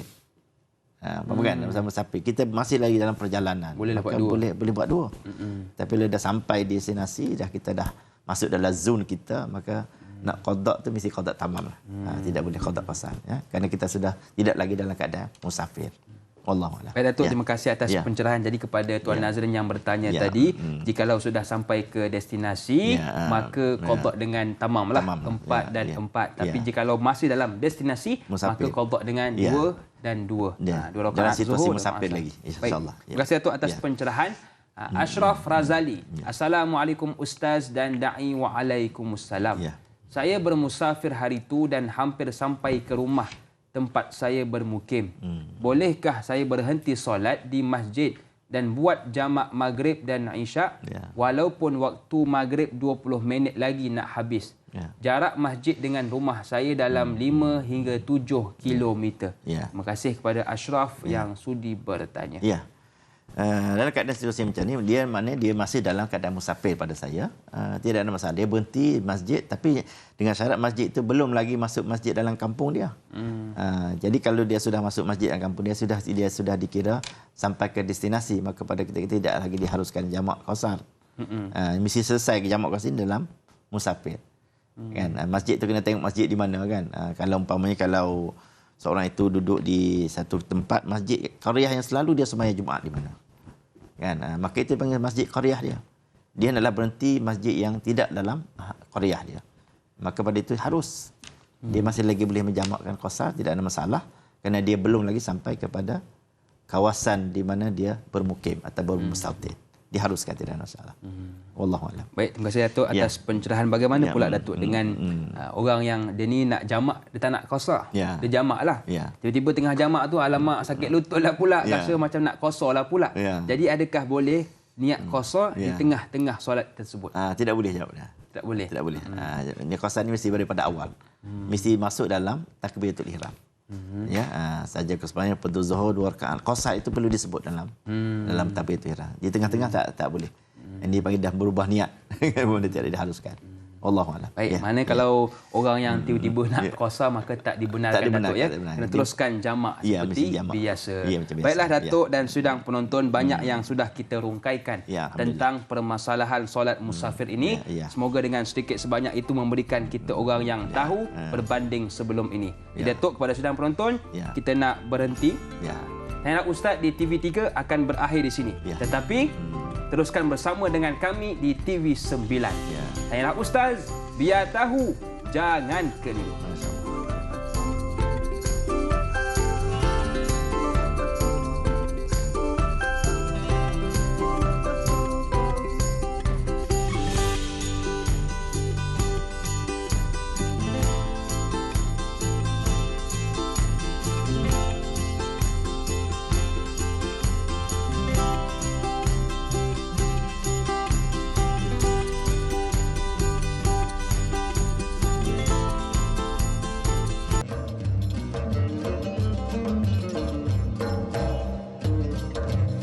Alhamdulillah, terima kasih kepada anda yang masih lagi sudi bersama dengan kami. Buat anda yang baru bersama dengan kami, hari ini kita membahaskan tentang solat musafir bersama dengan guru kita, Brigadier Jeneral Datuk Haji Nawawi Daud. Jadi kepada sidang penonton yang ingin ajukan soalan, boleh buat panggilan ke nombor 03-5569-0349 atau boleh WhatsApp kami ke nombor 011123364880 atau terus ke Facebook kami, Tanyalah Ustaz TV3. Jadi kepada sedang penonton, bila sebut tentang musafir, tak kala kita seronok bermusafir, jagalah solat. Semoga dengan jaga solat, kita menjadi orang yang adil seperti hakim, alim seperti ulama, amanah seperti umara, qudwah seperti anbiya. Jadi jaga solat, insya-Allah terjagalah kehidupan kita. Baiklah sedang penonton dan datuk. Bila sebut tentang solat musafir ini, dalam keadaan tertentu kita tahu yang ada dibenarkan menyapu di atas kasut untuk menggantikan kaki. Jadi mungkin Datuk boleh jelaskan sedikit tentang keadaan ini. Ya. Alhamdulillah. Terima kasih Da'i. Kita dalam syariat Islam ni ada satu kemudahan lagi yang syarak bagi kan ya. Tadi kita dah sebut tadi beberapa perkara soal jamak puasa kan, zakat, haji dan sebagainya. Ada satu keadaan sampai bersuci pun kita ada kelonggaran yang syarak bagi. Yang sebagaimana kita sedia maklum, ketika mana kita tiada air, maka kita diharuskan bertayamum. Kan, itu satu ya. Kemudian ada satu lagi, yang satu kaedah yang jarang diketengahkan dalam masyarakat. Barangkali ada yang kita tidak berapa ada maklumat tentang ini, itulah menyapu di atas kasut. Atau dalam bahasa fiqh disebut al-masu alal khaffain. Jadi syariat ini sebenarnya bagi menggantikan membasuh kaki. Kan kita berwuduk bermula dengan basuh muka, dua tangan ya. Menyapu sedikit kepala, kemudian itu yang wajib ya. Yang sunat-sunat tu basuh telinga dan sebagainya. Dan diakhiri dengan membasuh kaki, itu yang biasa. Tapi dalam keadaan tertentu ketika mana berlakunya kesukaran. Sama ada musafir atau tidak musafir, ini diharuskan. Yakni menyapu di atas kepala kasut, bukan di bawah kasut ni. Kan kasut ini menggantikan membasuh kaki. Jadi ini satu syariat ini jarang dipakai, bahkan sebenarnya patut kita amalkan. Macam saya dalam tentera ni saya ajarlah, dan ini benda kami masukkan dalam satu buku namanya Doktrin Ibadat di Medan. Kita masukkan peraturan ini supaya mereka dapat praktikkan. Sebab kasut ini biasanya kesukaran untuk membuka kasut. Suasana agak sejuk, perjalanan yang musafir ya, yang agak kesukaran kita nak buka kasut sebagainya, nak cari air ya. Pada ketika itu diharuskan kita menyapu dengan beberapa syarat lah. Syarat pertama, sebelum kita nak menyapu itu, kita telah pun pada mulanya kita telah ambil wuduk yang sempurna. Wuduk sempurna kan, sebelum kita pakai kasut. Kemudian kita berjalan, tiba-tiba terbatal wuduk dan kita nak berwuduk kali kedua, kita basuhlah mana-mana anggota wuduk yang biasa tu dulu. Cuma waktu nak basuh kaki saja, dia tak perlu buka kasut. Disapu di atas kasut. Ini namanya al-masu alal khaffain. Jadi berapakah siapa yang layak menggunakan kaedah ini? Semua, tak semata sama ada tentera atau tidak tentera, diharuskan. Yang dia dalam keadaan kesukaran. Dan kasut yang dipakai itu mesti melepasi buku lali. Dan kalau boleh tidak ada lubang. Kan, tapi atas lubang itu ada khilaf ulama di situ ya. Jadi bagi yang tidak bermusafir, maka dia diharuskan sepanjang sehari setengah. Dia dibenarkan ya. Ada ulama mengatakan 1 hari dia layak untuk menggunakan kaedah ini. Tetapi dalam situasi musafir dia dibenarkan 3 hari 3 malam. 3 hari 3 malam. Untuk menggunakan kaedah ini. Ya, dia tak payah buka kasut. Berwuduk saja, basuh semua bahagian lain sampai kaki, sapu. Dibenarkan sampai 3 hari 3 malam. Masya-Allah. Inilah kelonggaran yang syarat yang kadang-kadang kita tak tahu praktikkan ya. Umpama orang negeri sejuk kan, dalam keadaan sejuk, salji dan sebagainya, nak buka kasut satu benda yang amat menyukarkan. Ini dibenarkan. Ini di antara syariat yang dinamakan al-masu alal khaffain, menyapu di atas kasut. InsyaAllah ini patut diamalkan. Kita lebih pergi mendalam, kita Google tajuk ini pun ada. Menyapu di atas kasut, ya, atau al-masu alal khaffain. Ini di antara tajuk yang harus kita lihat.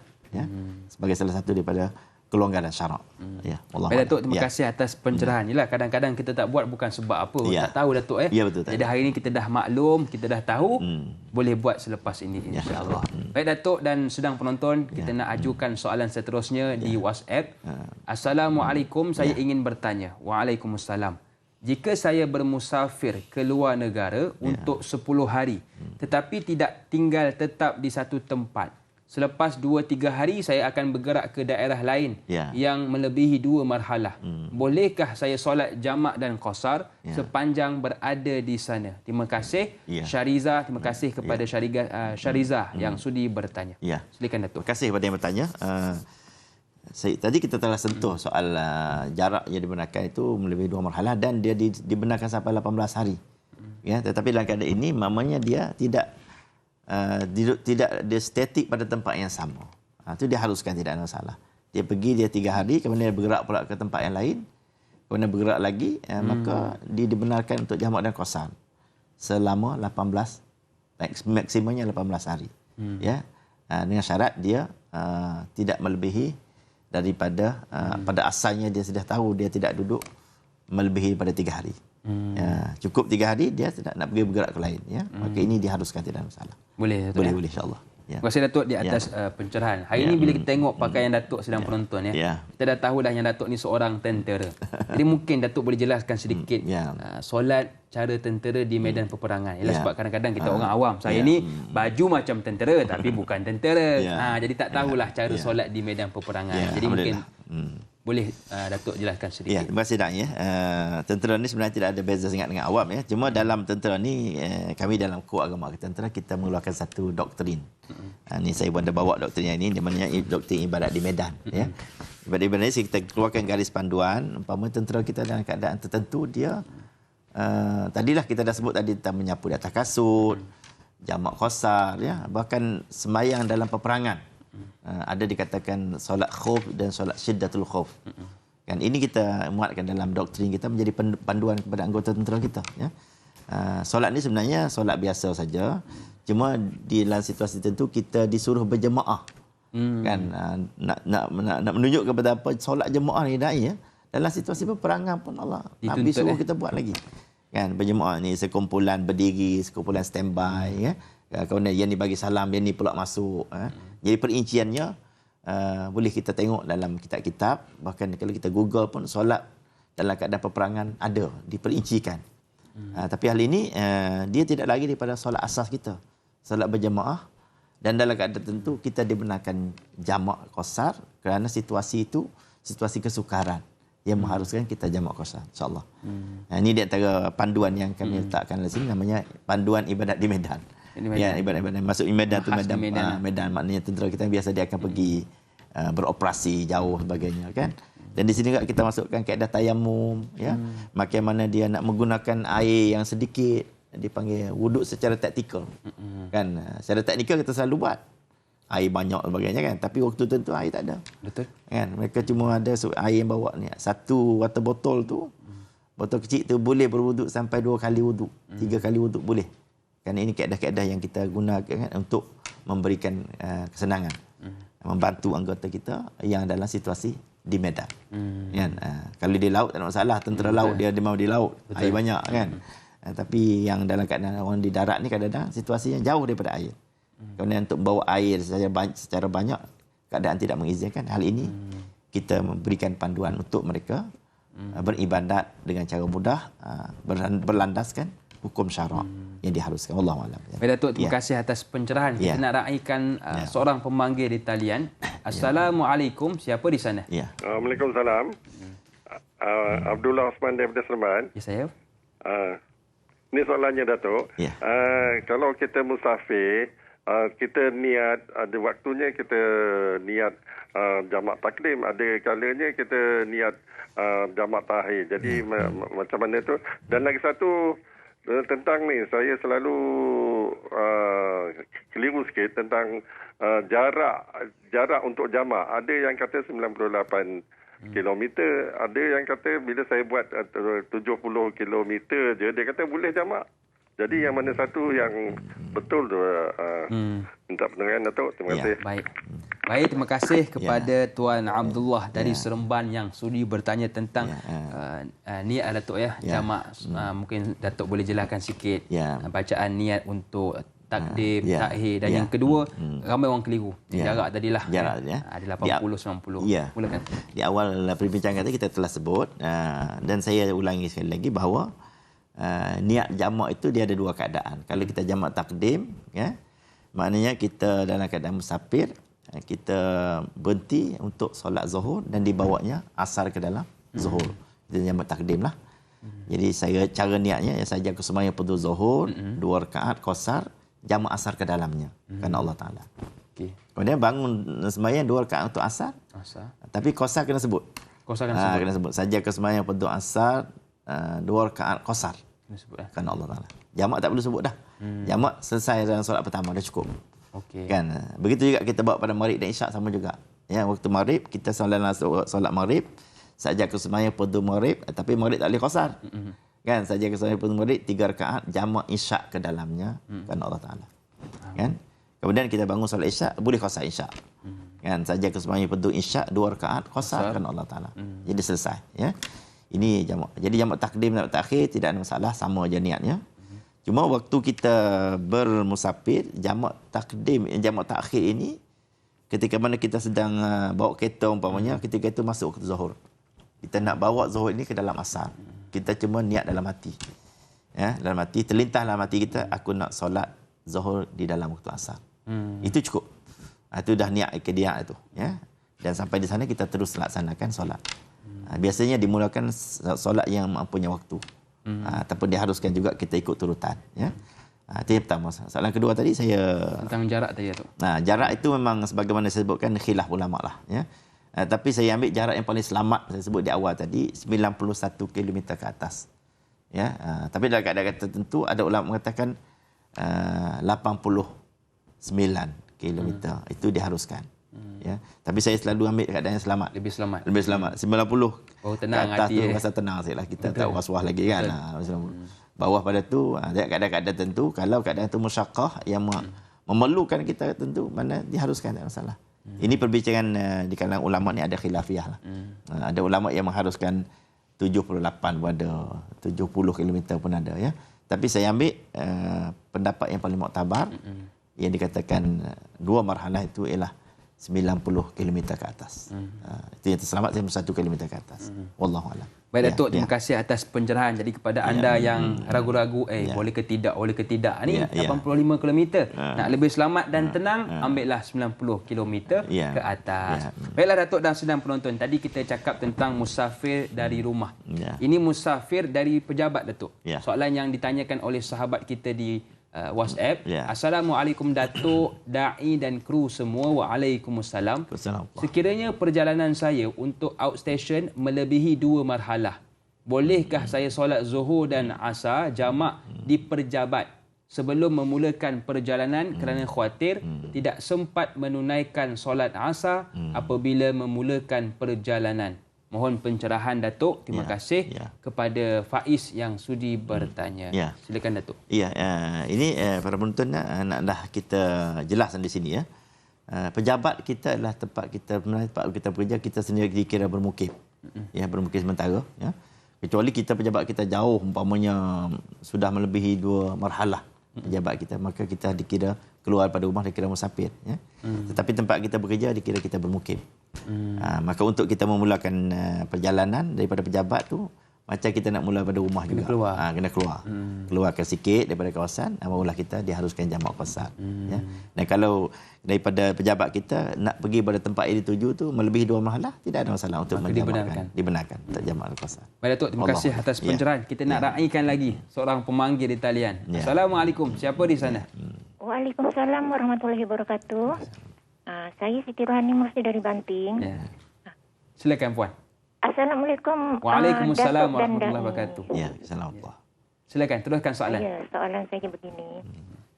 Kalau pergi jauh lah, pergi musafir macam dari tempat kita di Banting, di Selangor, pergi ke Pasir Gudang Johor. Kita tolak 8 pagi sampai sana belum zuhur lagi. Pukul 12. Jadi banyak masa lah. Dan kita tidak buat solat jamaah. Kita solat dengan tuan rumah berjamaah. Solat macam biasa. Apa hukumnya Ustaz? Ini tak pandangan Ustaz. Sampai awal ya. Assalamualaikum warahmatullahi wabarakatuh. Waalaikumsalam warahmatullahi wabarakatuh. Terima kasih kepada Puan Rohani dari Banting yang sudi bertanya tentang dia gerak dari Banting sampai ke Pasir Gudang awal Ustaz. Jadi dia solat berjemaah dengan tuan rumah. Adakah boleh atau bagaimana? Silakan. Saya rasa tidak ada masalah. Itu adalah perkara biasa je. Maknanya dia bertolak daripada rumah dan waktu zuhur belum masuk, maknanya tidak ada kelayakan untuk dia nak menjamakkan dan qasar. Dia sampai di sana, dia eloklah tu dia solat berjamaah dengan tuan rumah. Dalam keadaan solat biasa, tetapi kalau dia nak qasar, tak boleh, ya. Tak boleh, ya. Tapi kalau dia nak jamak boleh. Dia sembahyang berjamaah dengan tuan rumah zuhur, kemudian terus dia jamakkan asar ke dalam zuhur, tidak ada masalah. Tapi nak qasar tak boleh. Dia mesti sembahyang tamam. Setelah itu untuk asar tu dia boleh qasar. Itu ya, jelas sebenarnya. Mana daripada perjalanan daripada Banting ke Pasir Gudang tu tidak ada kelayakan untuk dia nak jamak qasar, ya. Jadi dia sudah sampai di sana, dia tengok marhalah. Kalau lebih 2 marhalah, dia haruskan jamak, tidak ada masalah, ya. Tetapi ketika mana dia berjemaah dengan tuan rumah sembahyang tamam, dia tak boleh qasar. Kena ikut. Kena ikut. Untuk jamak tak ada masalah. Dia boleh jamak lah tu. Kerana daripada Banting ke Pasir Gudang saya rasa jauh. Betul. Melebihi 2 marhalah, berganda-ganda, ya. Jadi dia haruskan jamak ketika mana dia bersembahyang bersama tuan rumah. Dan selepas tuan rumah dan sebagainya, tuan-tuan bagi salam, dia bangun untuk solat asar. Dari situ boleh qasar. Boleh qasar. Kerana dia sembahyang seorang-seorang dia. Kan tadi dia sembahyang dengan berimamkan tuan rumah. Ya, itu tidak boleh mengqasarkan, ya. Tapi dengan syarat ketika mana dia berjemaah dengan tuan rumah tu, dia sudah ada niat. Niat nak jamak sudah ada. Dan niat itu tidak semesti dalam takbiratul ihram. Niat nak jamak ni dalam sepanjang solat tu boleh diniatkan. Kan ada orang faham kata semua nak masuk dalam takbir. Takbir tu pendek, Allahu akbar, kan. Jadi sebenarnya ketika mana kita sedang rukuk ataupun dulu intidal ke, teringat aku nak jamakkan asar ke dalam zuhur. Sudah ada niat itu, maka sudah diharuskan. Dibenarkan. Ya. Ketika mana dah selesai solat berjamaah dengan tuan rumah, maka dia bangun untuk menunaikan solat asar dan boleh diqasarkan, insya-Allah. Wallahu a'lam. Baik, terima kasih Datuk atas pencerahan. Jadi kepada Puan Rohani tiada masalah. Baiklah sedang penonton, kita nak berehat seketika, beristighfar seketika, insya-Allah kembali selepas ini dalam Tanyalah Ustaz, biar tahu jangan keliru.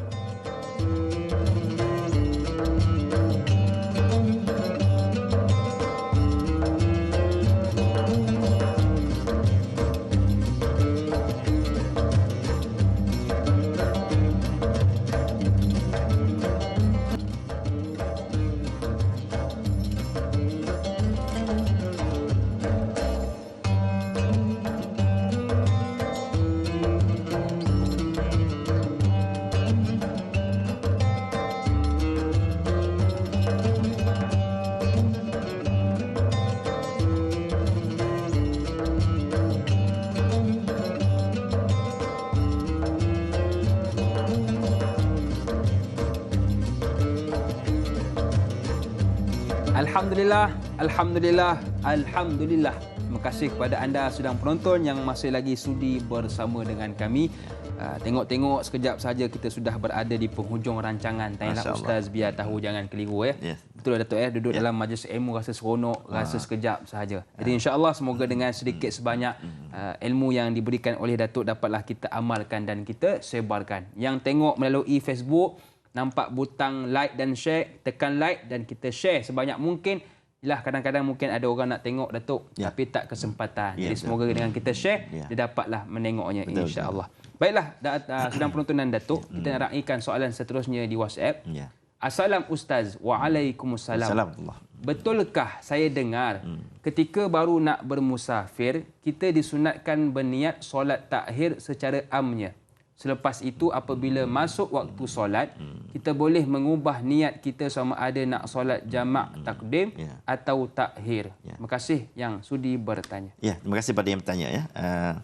Secara asasnya dai dan juga para penuntut sekalian, kita tidak perlu nak meniatkan untuk menunaikan solat jamak takdim atau takhir. Kita tengok pada situasi. Ya, apa yang penting ialah kita mana kita sedang berjalan, kita mungkin dalam perancangan kita boleh rancang untuk nak solat jamak takdim atau jamak takhir, tapi niat kita tidak perlu. Kan dia berjalan saja, ketika mana keadaan itu dia rasa kena sembahyang jamak takdim. Kerana perjalanan mungkin trafik jam ke ataupun dia penat dan sebagainya, ya. Pada ketika itu dia just sembahyang berhenti, kemudian dia sembahyang jamak takdim.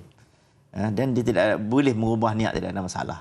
Ketika mana dia rasa macam asalnya dia nak rancang untuk sembahyang jamak takdim, tiba-tiba tak sesuai. Ya, keadaannya mungkin kalau dia jamak takdim dia akan merencatkan masa perjalanan tu, maka dia jamak takhir.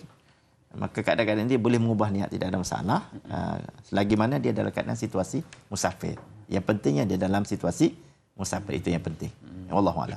Ya. Baik Datuk, terima kasih atas pencerahan. Tadi Datuk ada sebut tentang yang keluar musafir. Ada yang dari pejabat, ada yang dari rumah. Tapi kita nak tahu juga tentang jarak keluar tu. Ada orang kata bila keluar dari taman baru boleh jamak. Ada orang kata kena keluar daerah baru boleh jamak. Jadi mungkin Datuk ada penjelasan tentang isu ini. Selama mana dia sudah niat musafir, maka dia keluar daripada taman dia lah. Sudah cukup. Ya. Umpamanya kalau orang duduk taman ni, dia keluar daripada taman tu sudah diharuskan dia menjamakkan kosong. Bolehkan. Bolehkan. Sebab daerah ni besar. Betul. Kan? Kalau kita ni dalam Kuala Lumpur ni lagilah. Kita katakan taman ni dah keluar sikit tu sudah, yang penting dia sudah niat musafir.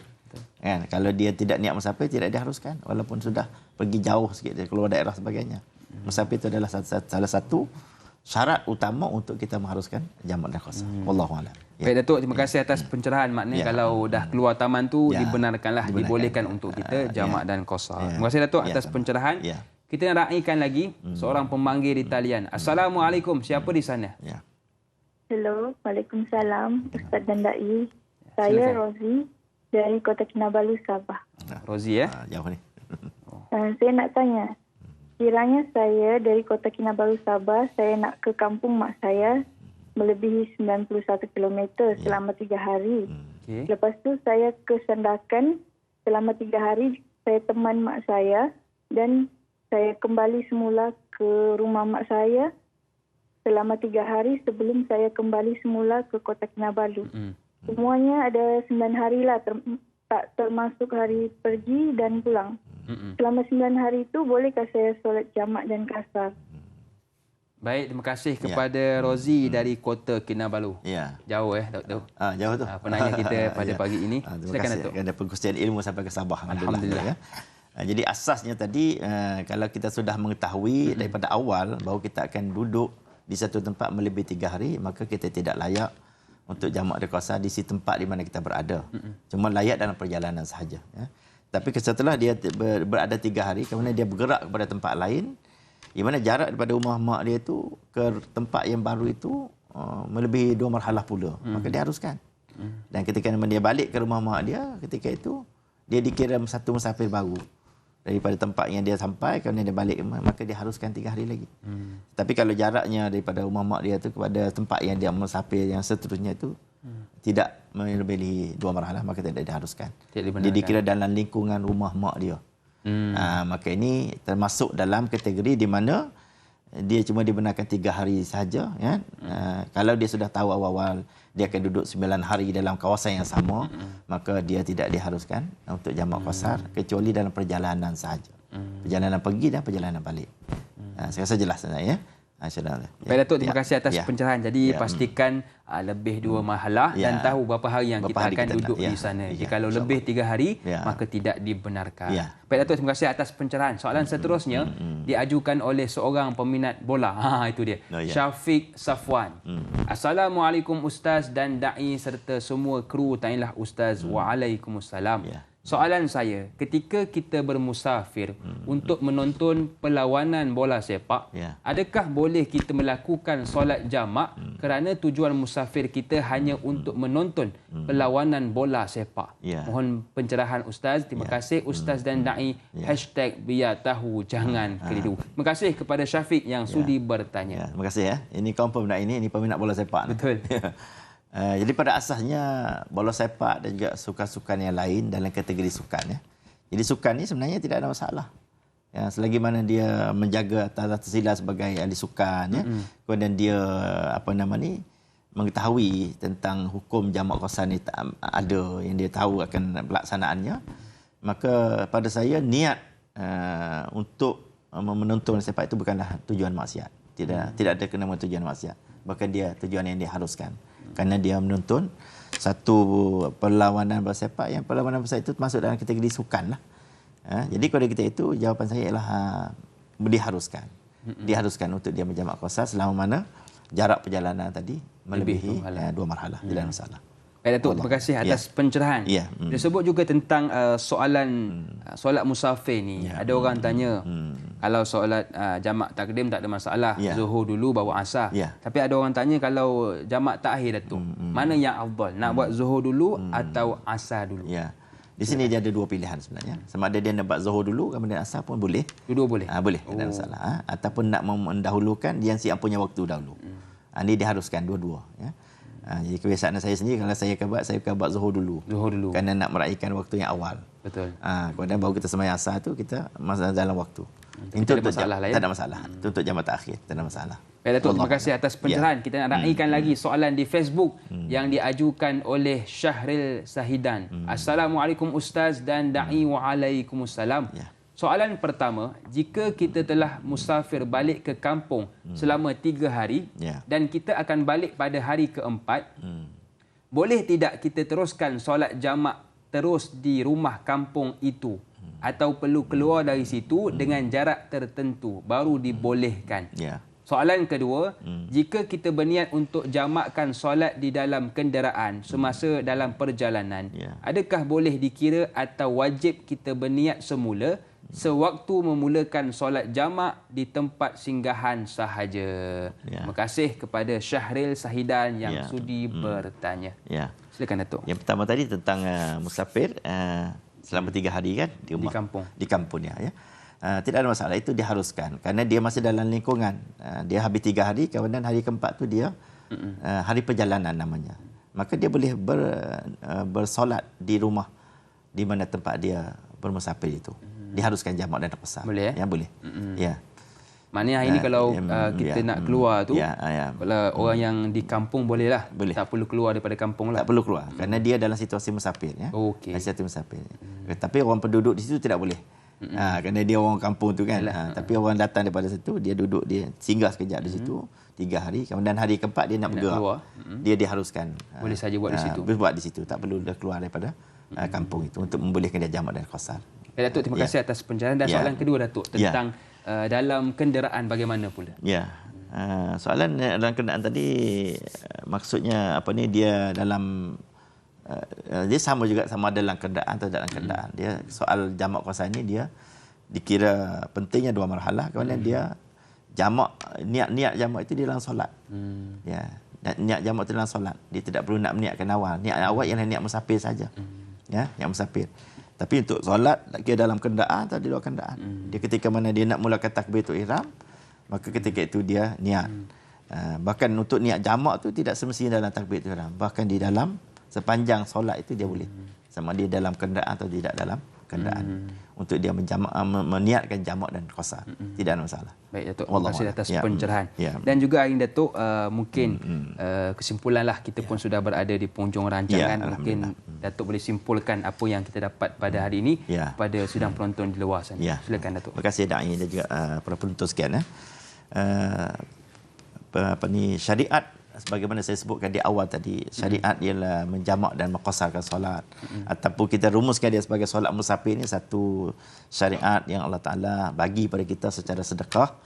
Dan terimalah sedekah itu dengan senang hati dan kita laksanakan dengan yakin. Kan tak perlu ada rasa was-was, ya. Yang pentingnya apa yang kita faham ialah perkataan as-safar. Tadi saya ulang sekali lagi, selama mana kita dalam keadaan situasi musafir, maka kita diharuskan walaupun tidak ada kesukaran sangat pada musafir itu, ya. Kerana sebab kepada mengharuskan jamak qasar itulah as-safar. Yang pertama, ya. Yang keduanya ialah kita perlu merancang perjalanan kita dan kita untuk memudahkan kita. Supaya kita waktu kita nak bergerak tu kita dah ada perancangan untuk kita nak jamak takdim atau jamak takhir. Jadi ini menyenangkan kita, ya. Tetapi kalau berlakunya di sana ada perubahan-perubahan, maka tidak ada masalah selama mana dia dalam keadaan musafir, ya.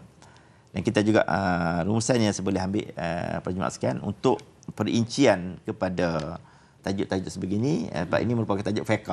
Betul. Kerana ada syarat-syaratnya, rukun-rukunnya, ada sebagainya.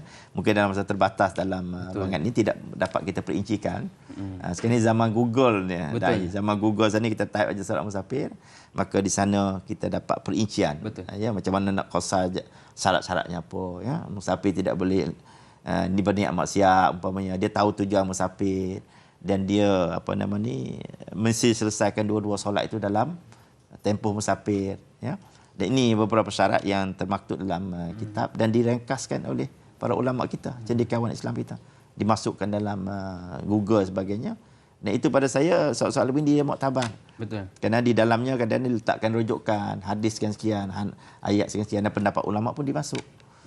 Dan kalau ada keraguan, sudah tentulah kita masih ada guru-guru kita. Betul. Kan boleh kita rujuk pada mereka. Ini semua adalah satu kemudahan Allah Taala bagi pada kita sebagai buku syarak di atas prinsip yang awal saya sebut tadi, al-murunah, flexibility, dan juga rukhsah, kelonggaran yang syarak bagi untuk kita memudahkan kita umat Islam untuk berjalan ke sana kemari, tetapi masih dalam syariat. Itulah yang boleh saya rumuskan kepada insya-Allah. Baik Datuk, terima kasih atas pencerahan. Betul kata orang tajuk kita hari ini banyak pendapat. Hari itu Ustaz kata lain, ni kata lain. Jadi banyak pendapat yang perlu kita raikan. Baik Datuk, mungkin sedikit doa yang ringkas sebagai penutup program kita pada pagi. Ya, sebelum saya doa tadi, saya nak rumuskan sikit jadi tentang betapa perkara yang kita baca ini adalah ada khilaf ulama. Sana sini mungkin khilaf itu boleh kita rujuk kepada pendapat lebih muktabar. Mungkin apa yang saya bicarakan mungkin ada yang tidak mendapati sebagainya, saya serah pada Allah Taala. Itulah ilmu yang ada saya. Mudah-mudahan Allah Taala terima apa yang kita peroleh pada hari insya-Allah. A'udzubillahi minasyaitonir rajim. Bismillahirrahmanirrahim. Alhamdulillahirabbil alamin. Wassalatu wassalamu ala rasulihil amin wa ala alihi wa sahbihi ajma'in. Allahumma fir lana dzunubana wa israfana fi amrina wa tsabbit aqdamana wansurna 'alal qaumil kafirin. Allahumma ya Allah ya Tuhan kami, pada pagi Jumaat yang penuh keberkatan ini, kami sekalian mendadah tangan memohon rahmat-Mu, semoga diberikan keampunan terhadap dosa-dosa kami, dosa dua ibu bapa kami, dosa isteri dan anak-anak kami, dosa jiran tetangga kami, sahabat handai kami ya Allah, dan dosa kaum muslimin dan muslimat sekalian, sama ada yang masih hidup atau yang telah kembali ke hadrat-Mu ya Allah. Ya Allah ya Tuhan kami, pada pagi yang penuh barakah ini juga kami memohon semoga diberikan kepahaman yang baik dari segi hukum hakam Islam ya Allah. Jadikanlah syariat ini sebagai syariat yang kami amalkan dalam kehidupan kami seharian. Ya Allah, permudahkanlah segala urusan kami, terutama sekali yang ingin bermusafir pada hari ini dan hari-hari yang berikutnya. Ya Allah, kurniakanlah kesejahteraan kepada umat kami ya Allah. Jauhkanlah kami pada bala bencana ya Allah. Selamatkanlah kami, negara kami daripada segala bala bencana, terutama sekali bencana COVID-19 yang sedang melanda negara kami dan seluruh dunia Islam dan dunia seterusnya. Ya Allah ya Tuhan kami, jauhlah kami daripada bala bencana dan jadikanlah kami hamba-hamba yang beriman dan bertakwa. Mudah-mudahan kami beroleh kesejahteraan di dunia dan kesejahteraan di akhirat. Rabbana atina fid dunya hasanah wa fil akhirati hasanah wa qina azabannar. Wa sallallahu ala sayyidina Muhammad wa ala alihi wa sahbihi ajma'in. Walhamdulillahi rabbil alamin. Amin amin ya rabbal alamin. Terima kasih kepada Datuk kita yang sudi berkongsi ilmu dengan kita pada hari ini. Apa yang boleh saya simpulkan, susah mana pun kita, di mana jua kita berada, jangan pernah tinggalkan solat. Kerana solat tiang kepada agama. Akhir kata, kemuning di dalam semak, jatuh melayang ke dalam paya. Meski ilmu setinggi tegak, tidak sembayang, apa gunanya? Saya Da'i Hakim, senyum nampak gigi, ada rezeki, jumpa lagi. Assalamualaikum warahmatullahi wabarakatuh.